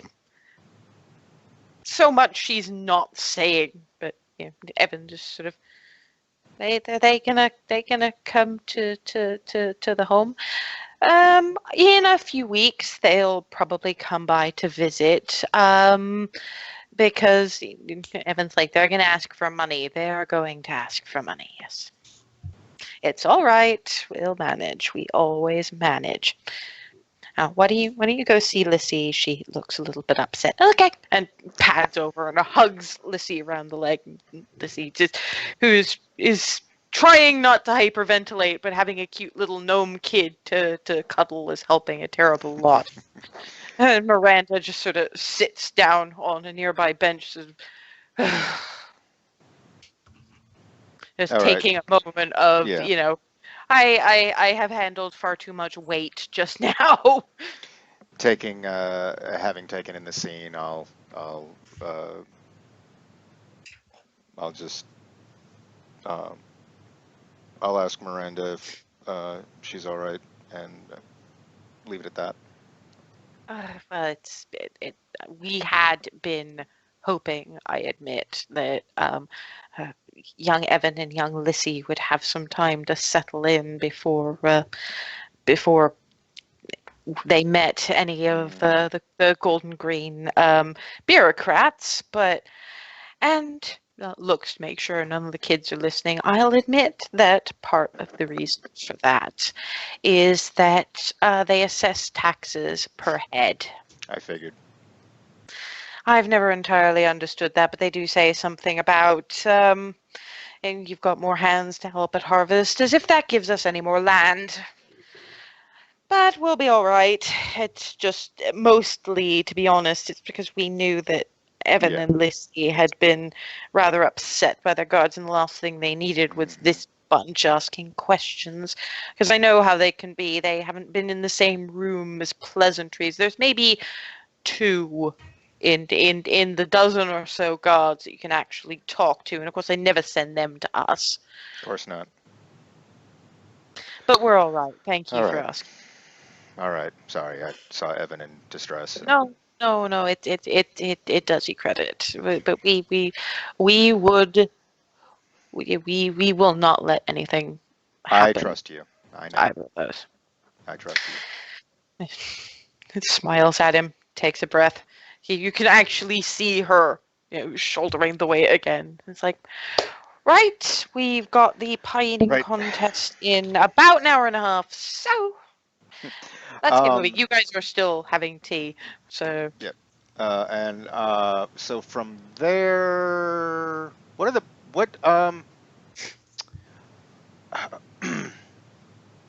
having heard the guy at the last stall mention weapons and armor, that got me wondering. And so I'm thinking of checking in at the blacksmith myself. I can't remember. Did all of us go to the blacksmith, or was that just? yes, you did. No, you Okay. all went. Okay. Right. I remember because that was the one place that Hazel didn't have to worry about breaking anything. Yes. And Nora got free booze. Nora did in fact get free booze. So are you heading to the blacksmith? Yeah. I'm gonna go to the blacksmith and go from there. I'll go with him. Yep. When you get there, you can already see Jenna in she's stripped down to singlet, and she's already making a start on Nora's armor. Great thing is that she's, I mean, for things that you'd normally need gloves with, she's not bothering, because metal hand. Oh yeah, right. Oh, Badass. Remember D&D Furiosa, and she really is just, she'll actually reach into the forge, and while the piece of metal that she's got hold of is white hot, her arm doesn't even start glowing a bit red, and she's just socketing a bit in, and bang, bang, bang, bang, bang, and looks over. Hang on, bang, bang, dumps some water over it. And when she's more or less satisfied that she can leave it for the time being, like, wow, wasn't expecting to see you two. Sorry to interrupt. I didn't realize you were going to get started. A project like this, you kidding? Fair enough. Well, I did have a question. Just in general terms. Do you do? I mean, I know you work with armor. Do you work with weapons larger than daggers? Shush, shush, shush, shush, shush, shush, shush. The them official buggers are here. Oh, sorry. You're right. They don't much like it. The main reason I've started now is because they started with me. They get a little anxious and antsy when they think that anybody might be starting their own militia, because you see, their big thing is every so often they'll hike the taxes because there's beasties in their woods, and they need to hire the men and get the weapons and all the rest of it to fight it. Now, we ain't got no proof that there's actually any beasties out there at all, but could be. The world's a dangerous place, but either way, I don't reckon that they need to keep upping the prices every single time unless we've got a bloody ancient dragon sitting out in the woods somewhere, which I think we would have noticed. Just a little. Anyhow, it's a shush shush, Mhm. because I've got, you see, while I don't make your average weapons for the townsfolk, mostly because I don't want them getting any trouble carrying weapons and all that. They might Right. worry about, I don't know, revolution, something like that. You talk to Hazel, she's wanted to have her mums in charge of this town for bloody years. She wants to change the whole... Yeah, that sounds accurate. Be quite honest, about half the town probably agree. It's not a Thing bad, is, it's not a bad idea. But yes, continue. Sorry. thing is, right, I've been working armor and arms for quite a while now. I didn't even stop when Umber Hulk took my arm. I didn't want to ask, but I kind of wanted to ask. You're a bard because you wanted to ask. Yeah, it was a bit of a fight with an Umber Hulk. They had their hides are great for reinforcement and plate armor. That's some of what I'm doing here, by the way. Bravo. But all that means is that I've spent a good part of my life experimenting. It's just that, really. It's experiments. It ain't gonna. It's only a piece or two. I might be willing to part with it. Might. I'm sorry, that one I'm gonna have to charge you. The armor I course. do because the. Anyhow, I can show you a couple of things, but it's all right. What sort of things you have to lead you into the back room? Well, I mean, I'm obviously not. Strength is not my strong suit. And You I generally want something with a little finesse, don't you? exactly. Right. Well, I let's generally have a quick favor look. rapiers myself. Looks you up and down. Of course you do.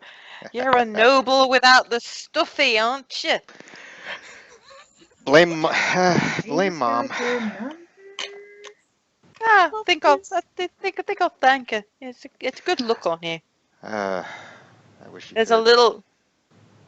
eh, Sorry. I think. Sorry. No. Look, lad. It actually pours you a knock of the raspberry vodka. Thing is that whatever might have happened, there's still a soul out there, yeah? So she probably knows. Take it. Look like you could use it. All right, let's have a quick look and see what we've got in the old stockpile. Starts rummaging around. While I'm looking, Lady Tiefling, Yes. what are you after? I would like some daggers if you have them. Or a dagger. I've got them, but I'm really not the one to ask because they're not necessarily still with me. Remember who I used to work with. I get a feeling that that Miranda may have a couple of bits and bobs that she might be willing to pass on. Understand she's quite fond of you. Well, Man, I'm very fond of them. We keep running into people. All y'all connected. Bravo. Well, and thank you. This town, my lad, it was an average town, but when Twilly and Miranda moved in, they brought a couple of friends, and we just got started. Nice enough place, more plowshares than anything else for me, but it does, at the very least, let me do my bit of practice. What sort of damage are you looking at, my lad?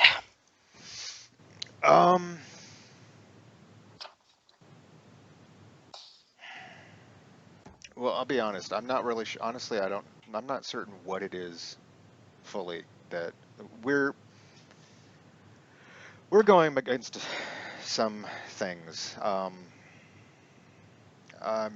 not exactly sure what we're dealing with per se. So I'm just we need something to up the odds in our favor. It's not undead. Clarity, help me out here. I'm not sure. I'm not sure how I would even describe it. Give me an. Actually, no. To be fair, Nora did actually explain this, that it was more in the realm of sort of demonic, fallen celestial. The words you gave me were tainted god. That's what it was. I couldn't remember. I couldn't remember. But in terms of D&D terminology, that is actually it's either the wrong side of celestial or demonic. Mm-hmm. Okay. Yeah. Demonic, not uh, uh, the wrong side of a god, the wrong side of light, um, but not dark per se. I don't know if that makes any sense. Tainted. Um, I think I get about the idea. Let me just have a quick look. It opens up a chest and starts effectively rummaging. I'm just picturing like the weapon equivalent of like the old chest in the attic that you open up and it's got all the grandma's old clothes. You start throwing them on. Digging through it. Something You know? very much like that, actually. Yes. And I'm like, pulls out a singing sword that starts singing. In fact, that is exactly what happens. It does Oh start. no, really? Oh my god. Looks at it. Nah, that'd be competition for you. Chucks it over her shoulder. Clang, clang, clang, clang, clang. Because my brain immediately flashes to Who Framed Roger Rabbit. Yes, and it's singing what Darwin would recognize as one of those really stuffy operas. Mm-hmm. God, that thing's hitting notes I couldn't hit. Turns around and shrieks, "Shut up!" at it, and it does. I adore you, Thess. love this blacksmith. It's sort of it rummages through, comes out with this massive two-handed sword. Nope, clang. Yeah, I just look at that like, Look at it. like my back is hurting just looking at the thing. Pulls out a mace, absently, spiked mace, absently sticks it in the wall, keeps looking, and then eventually comes out with a box. Wondered where I put this thing. He sets it down, chucks everything back in, shuts the lid, puts the box up on a counter, opens the catches, opens it. It is a beautiful piece of craftsmanship. This is the sort of thing that either head guardsmen or major nobles carry around. It's beautifully crafted. There's a small sapphire in the pommel. The hand guard is this beautiful silver-plated filigree, and the blade actually just shimmers like sunlight on water.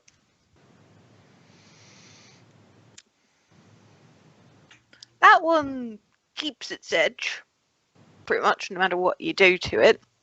And I had a bit of a chat with the cleric what works around here, is an old friend of the family for Hazel and them, and tends to get a little bit inventive when it comes to how she channels that sun god of theirs. And this one, not only is it extra keen and stays that way, but she managed to get it to bless the metal while it was still heating. Apparently, it'll give a bit of a hit from their god.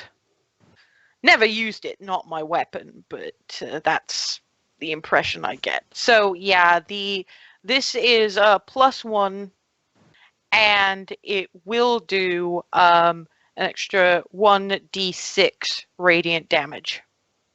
I am so glad I thought to ask. Oh my god. Ooh, Grabby paws. Or Yes! Lord's glory and then some. you know that Stephen Colbert gift? You're like, give it to me Yeah, give it now. to me now. You might want to give it a couple of practice swings first. I'm not giving somebody something where the balance is wrong. I've got a reputation. No, I understand completely, and I'll very, very carefully, lift it out of the box. And I'm not going to swing it right off. I'll just hold it for a minute just to get an idea of the. As he holds it, it's at the very first, the balance is in fact a little bit off. But as he just holds it, the balance shifts until it's perfect for his hand. Nice. That's the Sword! that's the beauty of magical weapons and armor. It'll fit. But even for a sword that's made for him, it's made for him at that moment. And she's just watching. Yeah, there is absolutely no hint of poker face. But as soon as he laid eyes on it, it was like, there's no, it was eyes bugged. It was like, because, I mean, It was love at first sight. the craftsmanship alone was unbelievable. But then to actually be holding it, it's love. Like, point blank, I mean, if this were a woman, he would be on his knees holding a ring. She's just, and Jenna's just leaning back, arms folded, watching this little smile on her face. I mean, and it is blatantly obvious in the face that this is what is going on. Looks over at Clarity and is going, so, you think he likes it? Maybe a little. He's, hard to read. At which point she hands Clarity a shot of the raspberry vodka. Apparently, once she likes you, you get a shot of the raspberry vodka. Thank you. At this point, he's doing the fish thing where he's just like, words, how do they work? trying to actually ask, he wants to say, what is it worth? He knows the answer is everything. So it's like, are you trying to ask what I'm charging for it? yes. And looks at it, looks at you, very clearly knows she could rook you right now. And she would be right to, because the amount of effort that has gone into that, she must have worked on that for a good long time. And then she says, 15 gold. It's every...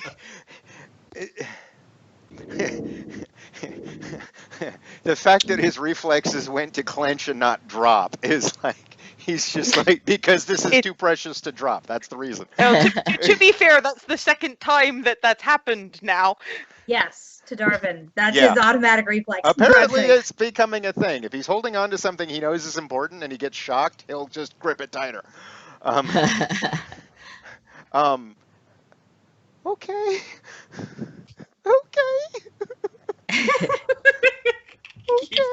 Beeping. All 3 times in character. I just hand over the 15 gold. Pleasure doing business with you. Oh my god! Yep. Do me one other favor. What's that? Show that to your paladin friend. Let her know that was my idea special 5 years ago. Now, as I say, ask Miranda. She's got some pretty sweet pieces, if I remember. Now, if you'll excuse me, I got some more work to be doing. Go. Yes. Okay. And quickly beat feet. Just goes back to her. Should he be putting that back in the box and carrying the box out? Oh yeah. Yes, it's actually a fairly nice presentation case as well. By this point, out comes as they're leaving the blacksmith, they'll spot Nora who's looking better than she has done for a while.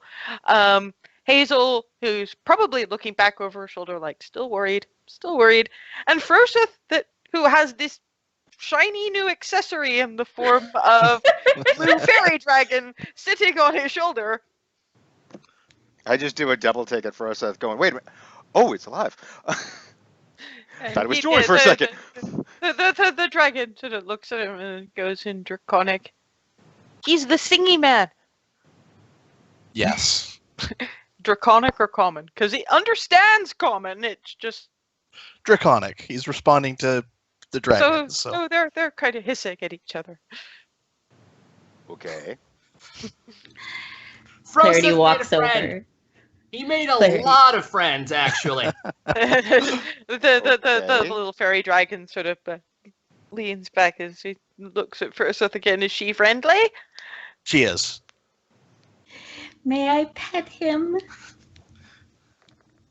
It's up to him. Leans. Mm, Could you neck, ask him? at this point, he leans his neck out. Sort of, yeah, it's clearly submitting for pettings. It's adorable.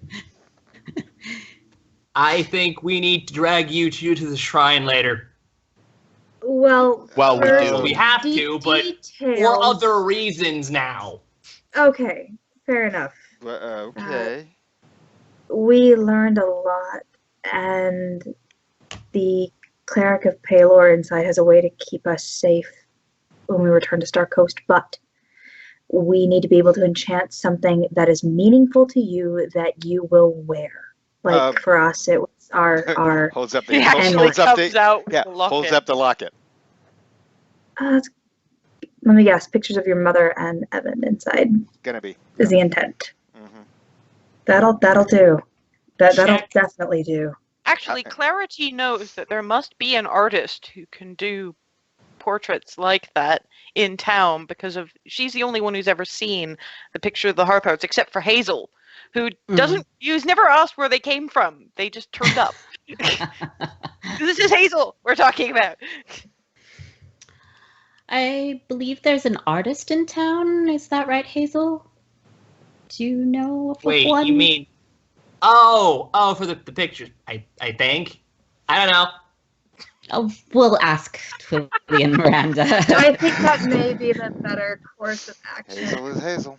Yeah, always ask Mom and Mama, because that stuff just shows up. I got nothing. Also, Right. Also, their arms are full of purchases, and you've probably got Darvin cuddling this box. Like I'm like ooh, and then I Nora was like I looked down like What's- oh let me show. Oh, wait, I'm What? looking around for guards and just kind of open it. There just are like- no guards. Okay, and I'm not gonna like fling it open. I'm just gonna kind of open it a little bit so she can see. Jenna made this like 5 years ago, so she's the Are- one that made this. Is working Why? on your armor. Are you serious? And Can I she, touch like, it? Made this like just I'm looking around. Can I touch it? Yeah, but You the can guards- actually, as you touch it, you can actually feel that tiny touch of Oh, well, Palor's light, and that's clearly what's causing that slight shimmer on the blade. oh, whoa. Yeah, Oh, yeah, I know. She said. Hazel's she said, just like, She said. my. She said. No, there's like there were guards around earlier, so like, and they're kind of like it's on the Hazel, There were Hazel, guards? Hazel will know about this. This is every time there's a market fair, there's the bureaucrats that come and do the rounds just to see how much they can get away with. Charging she's starting to back. growl. They're not. They like Miranda and Tully took care of it. And I'm still like, I'm like petting Asshole. this sword. This is gorgeous. Right? And that's the one working on your armor. Oh, She made this Oh, like 5 wow. years ago. Like she knew. I don't know. so She got if well. this She got was the 5 idea. years ago- Yeah, she if got the this idea. was 5 years ago, imagine what. Oh my Right. gosh, imagine. Right? Imagine what she's doing. I'm excited. Right? She asked me to show Here's this. here's a question: Does Froseth want to do anything about new weapons? Actually, yes, I do. I just kind of thought of it during the session today. And Froseth is also going to need something to wear to Yeah. Bloodlust. Well, I probably shouldn't go, but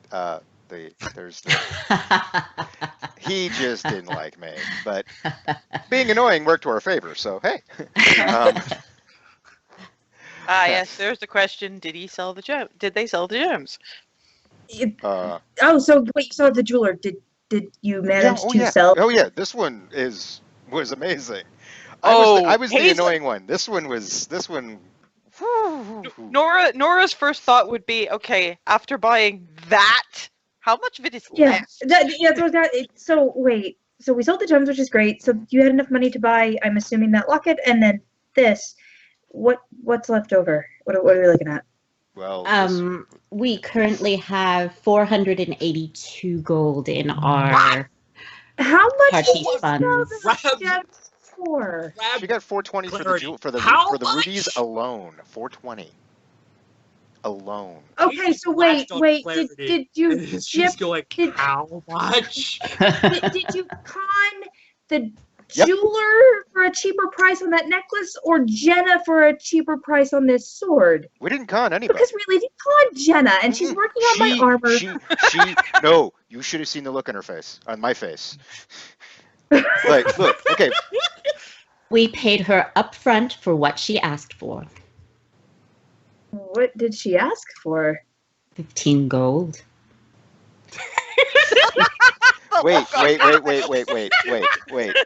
Wait. You didn't see.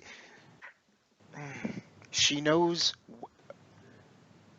Jenna, Twilly, Miranda, they work together. It's all part and parcel. They're all connected. Honestly, I kind of had figured that the cleric at the shrine was their healer. Well, that's why they know we're doing what they But did. that still doesn't mean we should I cheat know. her into some We handiwork. didn't. Dude, look, she saw the look on my face. She saw the look on my face. If this thing was a woman, I would have proposed. I can't judge. What? If this sword had been a woman, I would have been on my knees with a ring. I'm a bard. We don't do You that. are so weird, Darvin. And and I guess she knows what we're doing.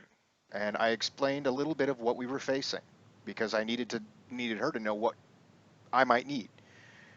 I figured she's the craftsperson. Let her, come up with some suggestions because I was at a loss, and this is what she came up with. This is amazing. Right? And she's the one Yeah. working on your armor. I've gotten that by now. I'm thinking Sorry, that I'm just gabberflasted still. I can tell. I'm also Carefully thinking that I packed, need Darvin. to tip her beyond her expected price because you walked out with 50. That's what she. You should have tipped her. Oh my! I was a little stunned. A little stunned? You were more stunned than I get. From the sound of this. That's actually a short, sharp slap in the face, really. I will be tipping Jenna when I pick up my Please. armor. I hope Please. everyone's all right with that. Yes, please. You should put this back in the case before I run away with it because I might. It's not built for you. She did have other things. Nora, this actually reminds me. Mama mentioned a sword. They did. The College of Lore. I guess yeah. maybe I Well, should we need. have We're that. going to We talk to have them at the tavern. things to ask about. Oh, we may want to ask Lyra too, because Your cleric mother's. Taylor. Well, your mother's told me to ask the College of Lore. So Makes sense. start there. Yeah, And we're going to work see my them way at out. the tavern. So that's why I haven't so bothered seeing them yet. Because for obvious reasons, I need to. Would now be a good time to discuss party funds. Oh yes. Yes. As far as who's carrying what and what we're spreading up. As far I'm just gonna close this box because I keep petting the sword and that's probably bad. Put it in. can we put this in hesitate one of the to say- bags? Given how Nora's coveting it, I hate to say this, but it might be well enough to put it in Hazel's. Hazel, would you hold my my now brand new pride and joy? Sure, because Nora's gonna do things to it. Well, you know, Anyway. if it was a woman and he would have proposed, if it was a man, you never know what I might do. Because that's a gorgeous sword. Oh, what in the name Oh of my Taylor goodness. is wrong with you? We just appreciate fine craftsmanship or craftswomanship. Oh, I Uh, appreciate Now our you're started again. Further than clarity, what are they doing while this conversation is Just- happening? just a lot of face Wait, palming. Keeping my mouth shut. Yeah, a lot of face palming, a lot of petting the dragon and pretending Not there's pretending it's not nothing happening. Pretending that these three idiots don't exist. The fairy dragon is actually just occasionally getting up on its hind legs and trying to do a little flappy wing tap dance to amuse Clarity to keep her distracted. So while you're in the middle of having this conversation, you suddenly hear Clarity burst into applause, and there's this little blue dragon tap dancing on her social.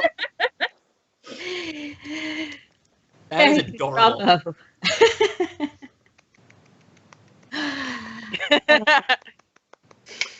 So right, party funds. So are we Well- discussing this in character or out of character? Well, it Well, might be best to start in character because Alright. there's character considerations. Well, I feel, and from what I've heard from Hazel and about the guards and stuff, that Twilly and Miranda are doing so much for us. We should definitely offer up some of this, but I feel like perhaps they might not accept it if it came from anyone else but Hazel. They I might. think that's probably a good guess. What do you think, Hazel? They're your mothers.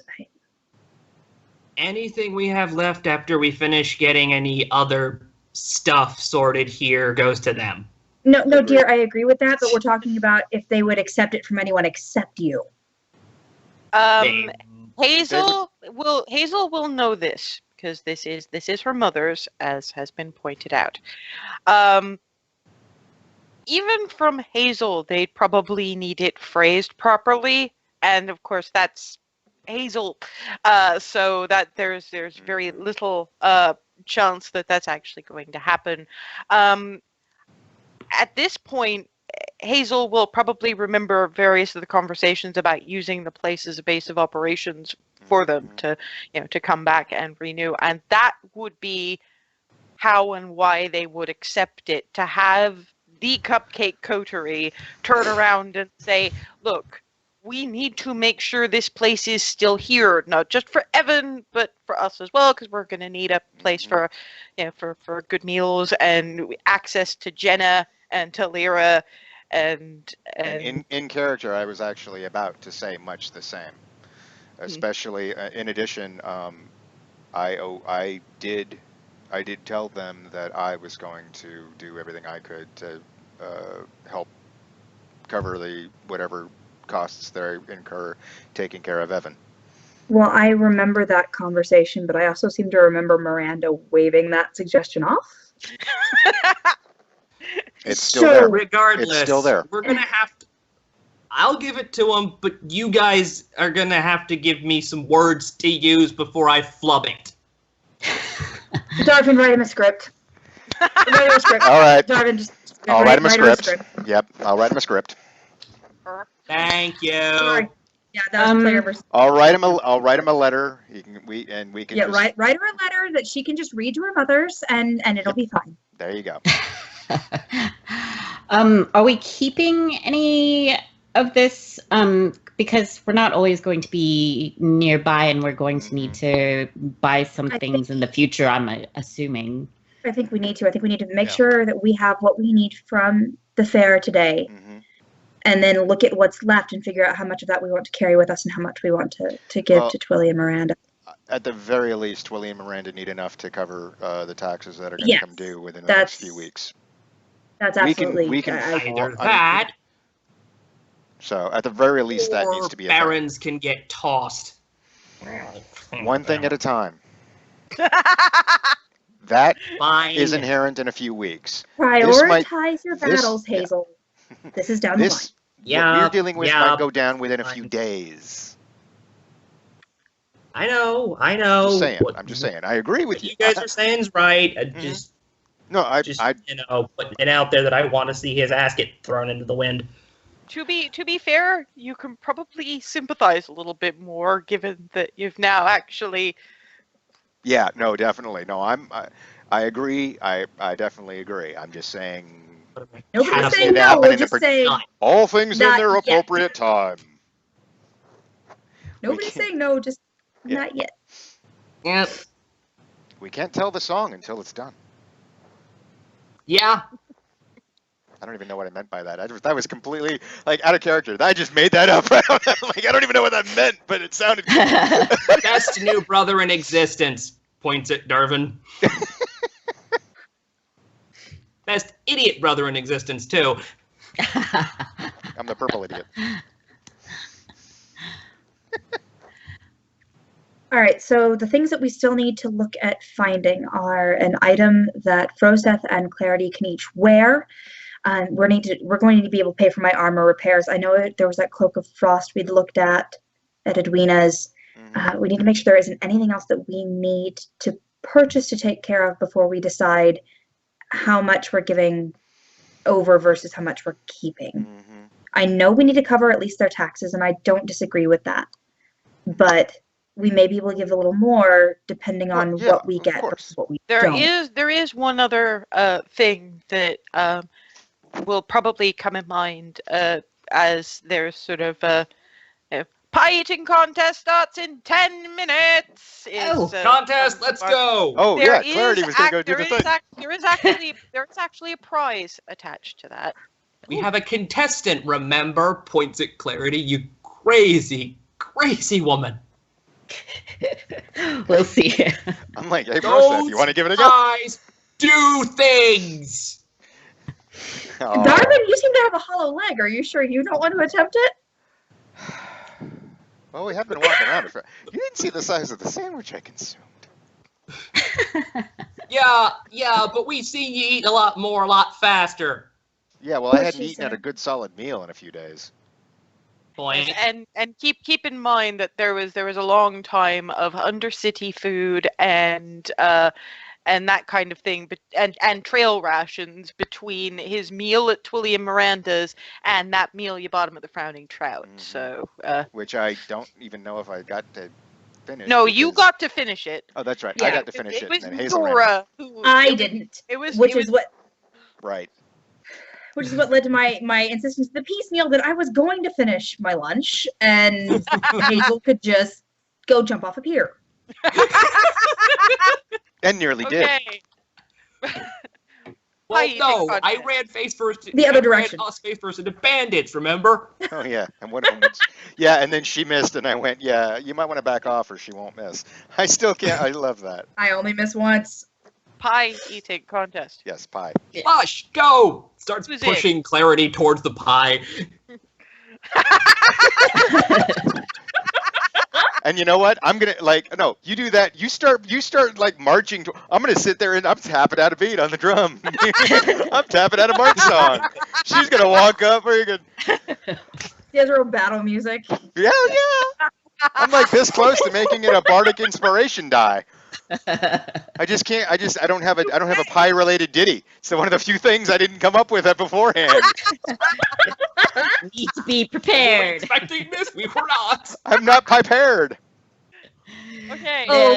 Boo. As Clarity turns up with musical accompaniment, Very there's disappointed. Ethan. there's a line of 3 other people who have got involved in this pie eating contest. One is this rather portly gentleman. I mean, he's basically large, run to fat.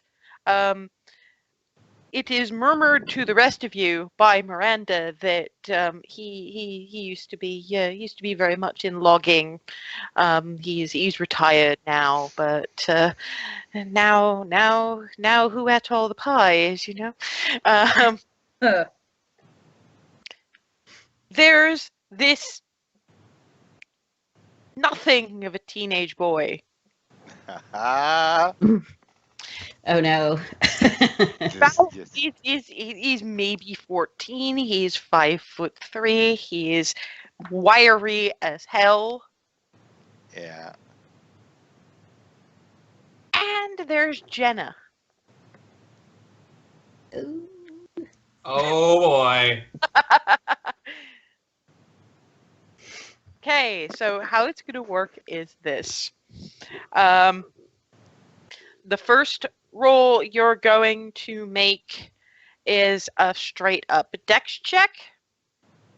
And then you're going to roll Constitution. Okay.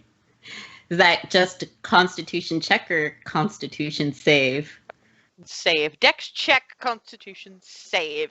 You don't Okay. get to turn your advantage off. Yep. Because I forget She that. already did. She already did. Okay, cool. Because Is- you did. Because I forget that. Yeah. Is anyone? I'm gonna keep playing. I'm gonna provide musical accompaniment for the contest to heighten the drama.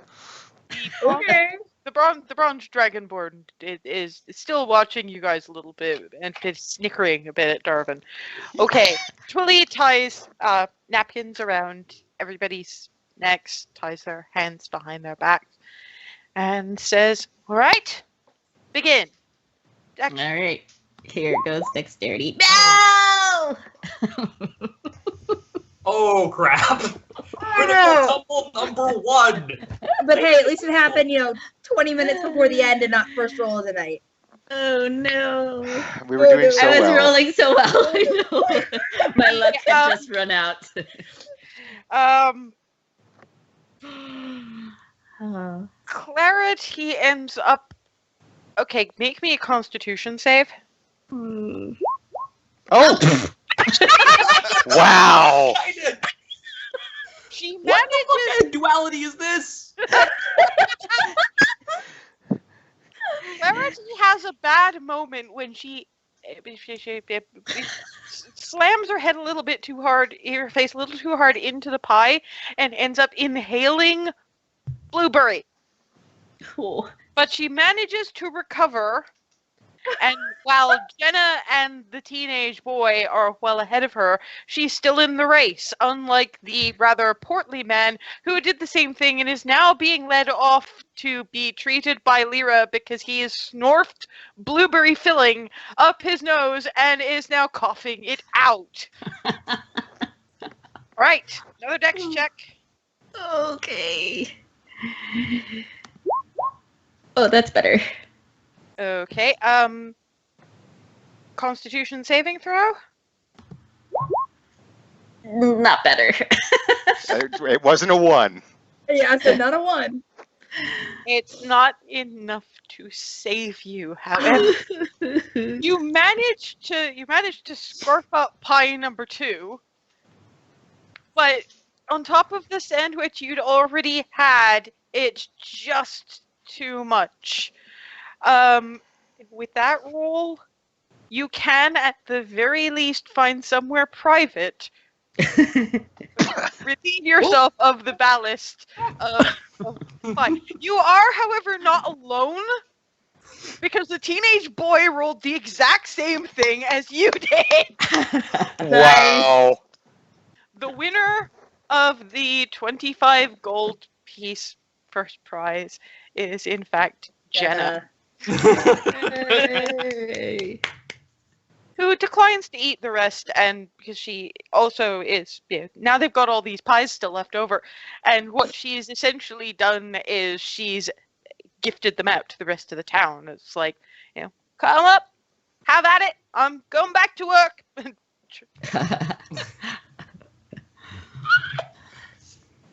So I'm behind a bush somewhere. Yeah. Having my Having a moment. delicate moment. Yeah. Hazel was sighs and brilliant. heads over to give Clarity a medical once over. Give me a medicine check. One moment. Ate too much. She's going to be fine. Yeah, but knowing how the dice work sometimes. No, yeah, this is almost exactly what happened when you were 8. rubbing Flashbacks. Clarity's back. Is like, you'll be fine. You'll be fine. Okay. All right. Yeah, you're Yep. feeling much better when the pie weight is off your stomach.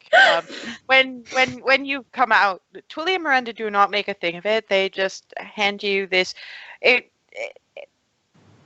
The cup is full of something fizzy, and it smells kind of like ginger. Oh, Thank you very much. And then says, "Well, while you've been having your errands today, we had something done. I'm not sure if you're aware. Hazel's probably peripherally aware, and Clarity may have noticed.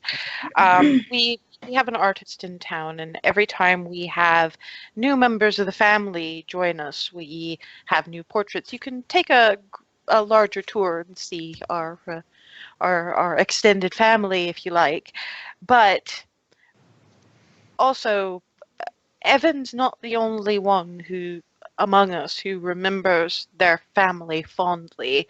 Oscar was a foundling. We found the wreckage of his and his parents' carriage. His parents had hidden him in a trunk when the place was raised. But what we did was we arranged for a portrait of his parents to remind him. So the first thing we had done is this, and she unrolls a piece of paper. First thing you see, obviously, is Petunia. They're bent on one knee, just as gender neutral. The stuff on the ground, and unlike the very plain stuff that was that they were using in the Star Coast, there's a sort of a vine of petunia blossoms up towards the top, and sitting on their shoulder is Mira, head elbow leaned on the top of their head, dagger in one fist, grinning. Rolls it back up, hands it to Darvin. We'd like you to give this to him. thank you. From us, Yeah. he'll be getting this. Unrolls parchment number 2. This is the Hearth Hearts as you know them, with the few additions. Yeah, there's Keth, and there's Mela, and there's Zana and Oscar. Zana and Oscar in this are very much the inseparable duo. And there's, next to Skylar, there is Evan. Helping, tie a bow in one of her pigtails. And Lissy is standing out with Mela, because they're approximately the same age, so they had been starting to chum around a little bit more. Twilly Miranda at the front, but behind them,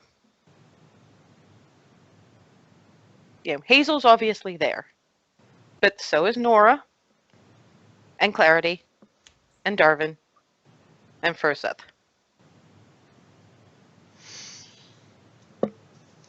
In the armor that they first came in with, but cleaned up, so it's less coming in battered after a long fight, but more, these are the family heroes right now.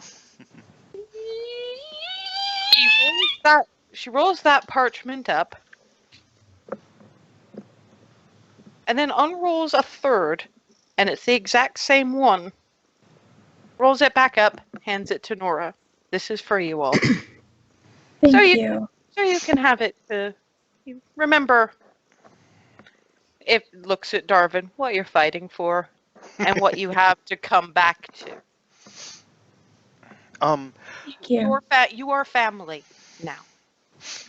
Don't forget it. I do have a question that this points up that I need to ask. I have, and I'll pull the locket out. I picked this up, and I need 2 portraits to put into this. the person that did these, could they do ones these small, this small? I believe they could, yes. You would want to speak to Barreras. He's our artist. He works, as you can see, quite well from descriptions. Yeah, which, well, I mean, one of them is going to be easy. I want a picture of Evan, but I need a picture of Mom as well. Well, he works very well from descriptions, as you've seen, and he's already done Evan, so Exactly. it shouldn't be too difficult to do that again. Thank you. While they were talking, Clarity had walked off.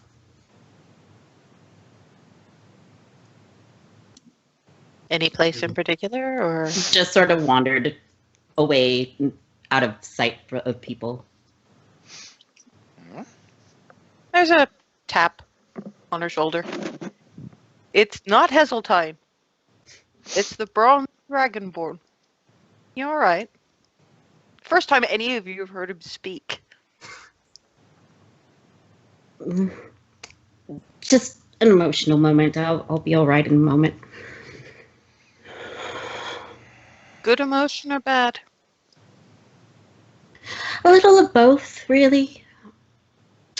I'm not sure if I know I'm going to tell you this. I don't even know you, but haven't really had a family before.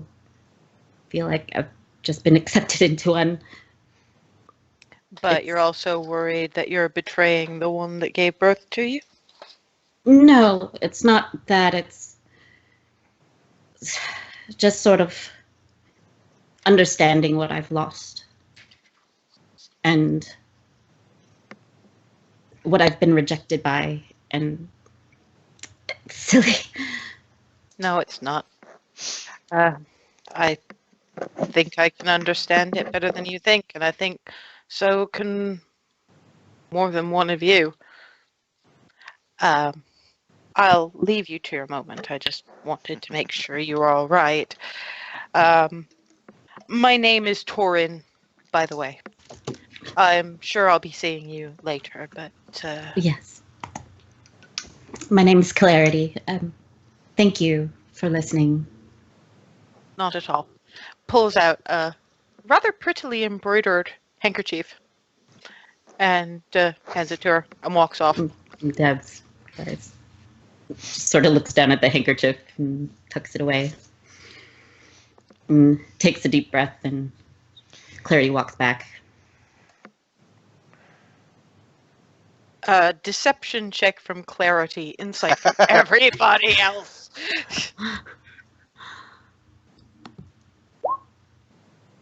Not bad. Hang on, I gotta get to my right thing. This is going to be an additional +2. Ooh, I failed it so hard. You did, in fact, fail it so hard. So that's 20 total. Darvin is the only one who will have noticed that Clarity's been crying. And I'm knowing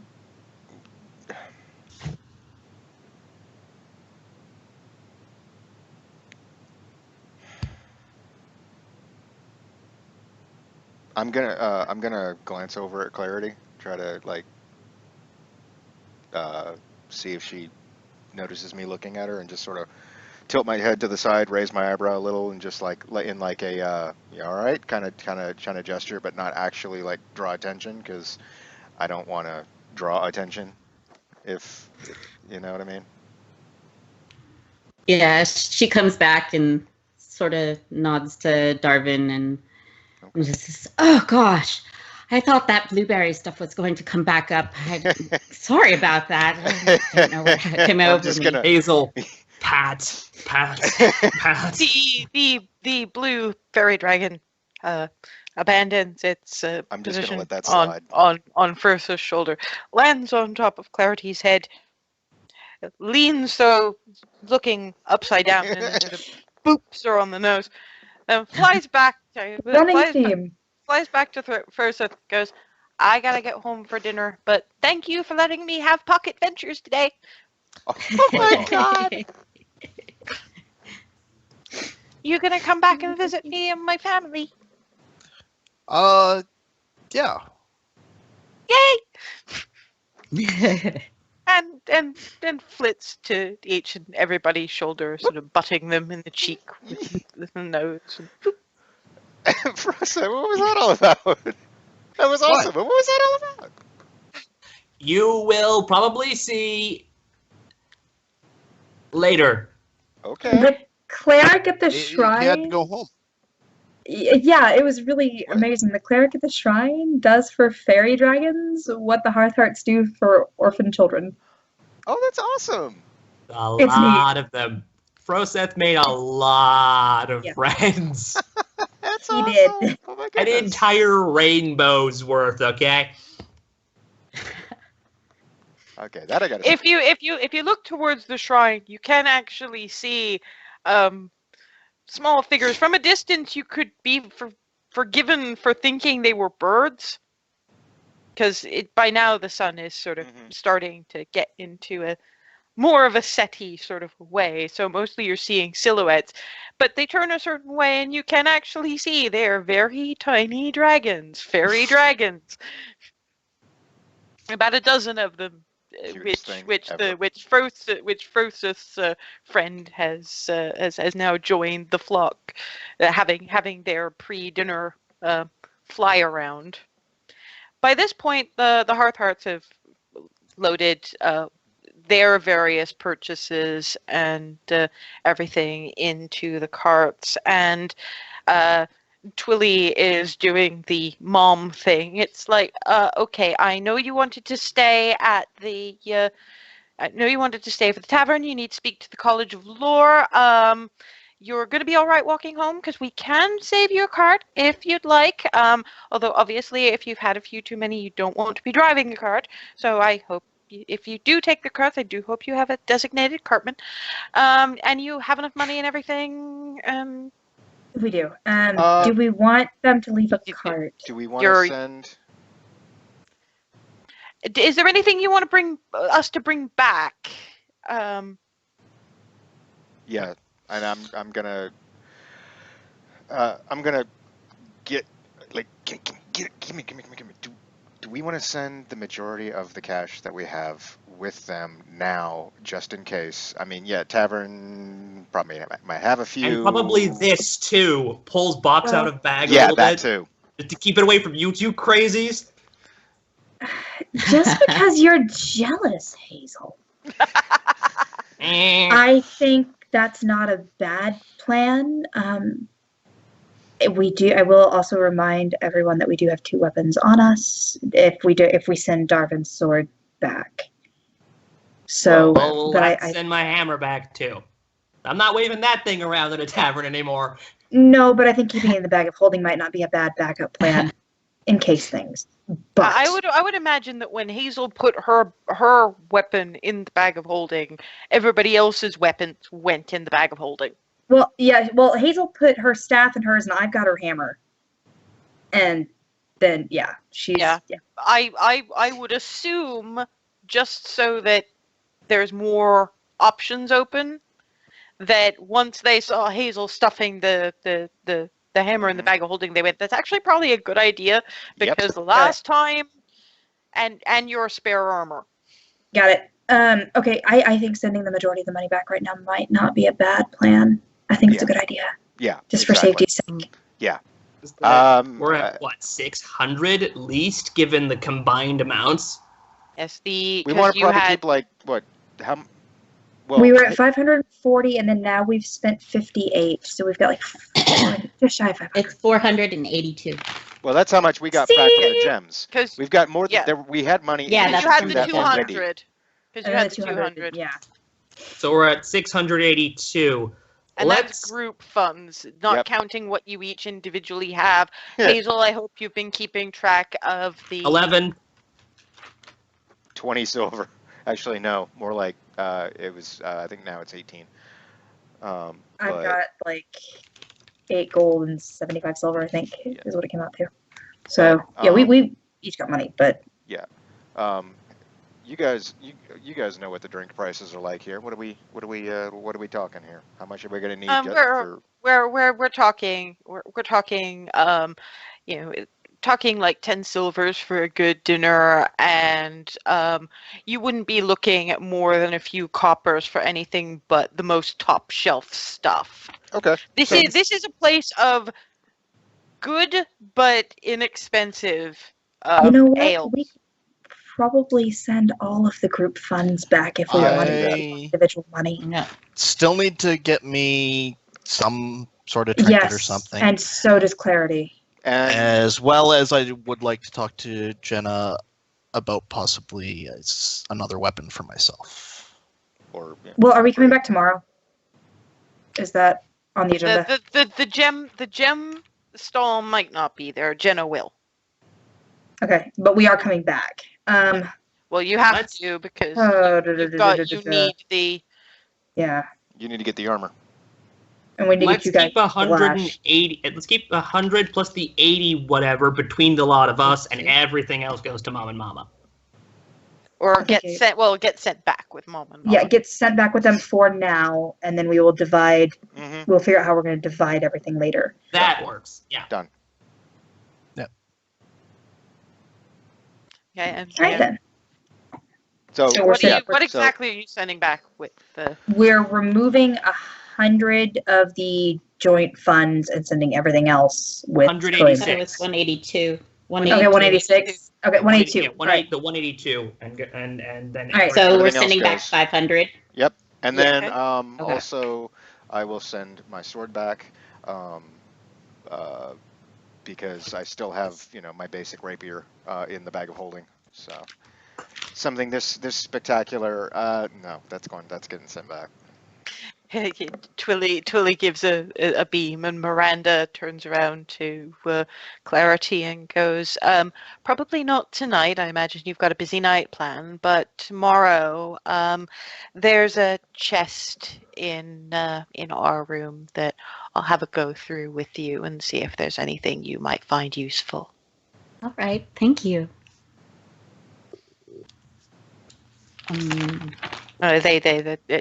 We'll put this by your bed, Darvin. Thank you. Look at the bag and go, whose things?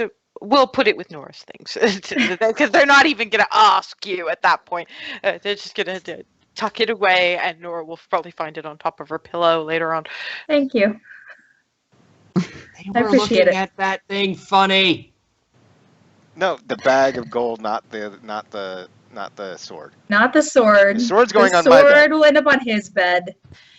So, Which- well, Twilly and Miranda know what Hazel meant, and then pat her on the shoulder, going, "Darling, one day someone is going to find or make the weapon that speaks to you, and the day you do, I want each and every one of these people that you are traveling with, each and every one of your new brothers and sisters, to have a turn at saying, 'I told you so.'"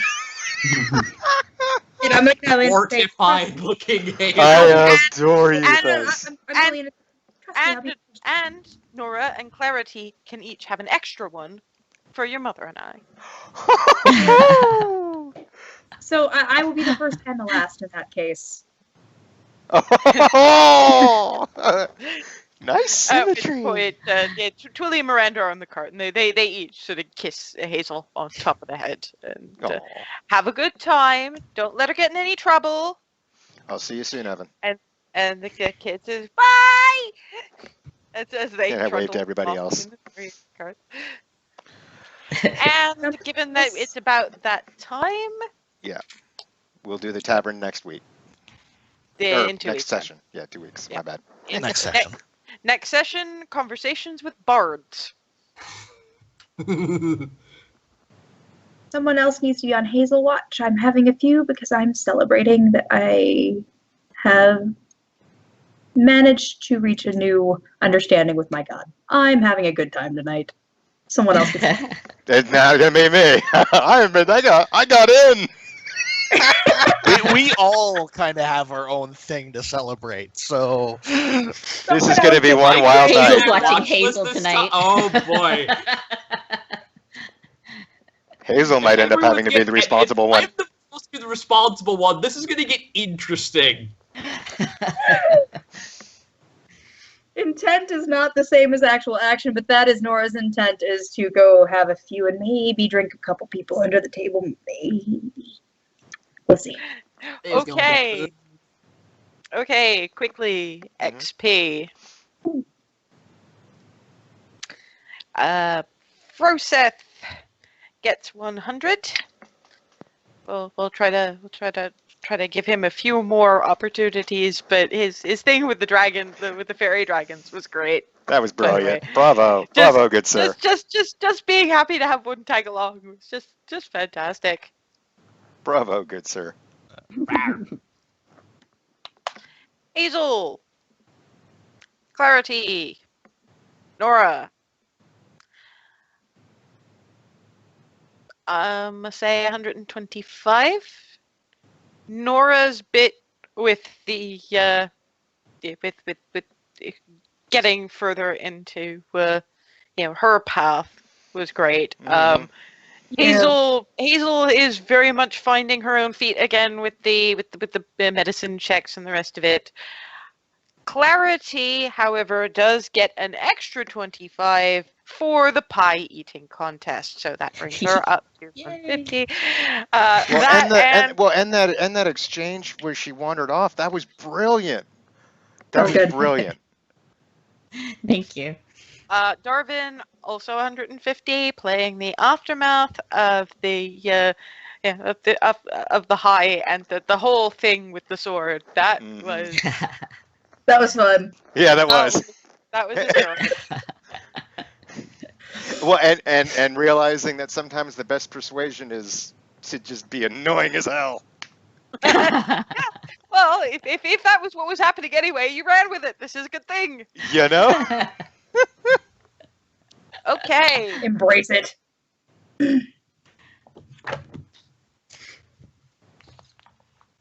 So yeah, that's us for this session. I will see you all in 2 weeks, where we will have more College of Lore, asking about about Palor's Beacon, and maybe actually meeting Clarity's new friend.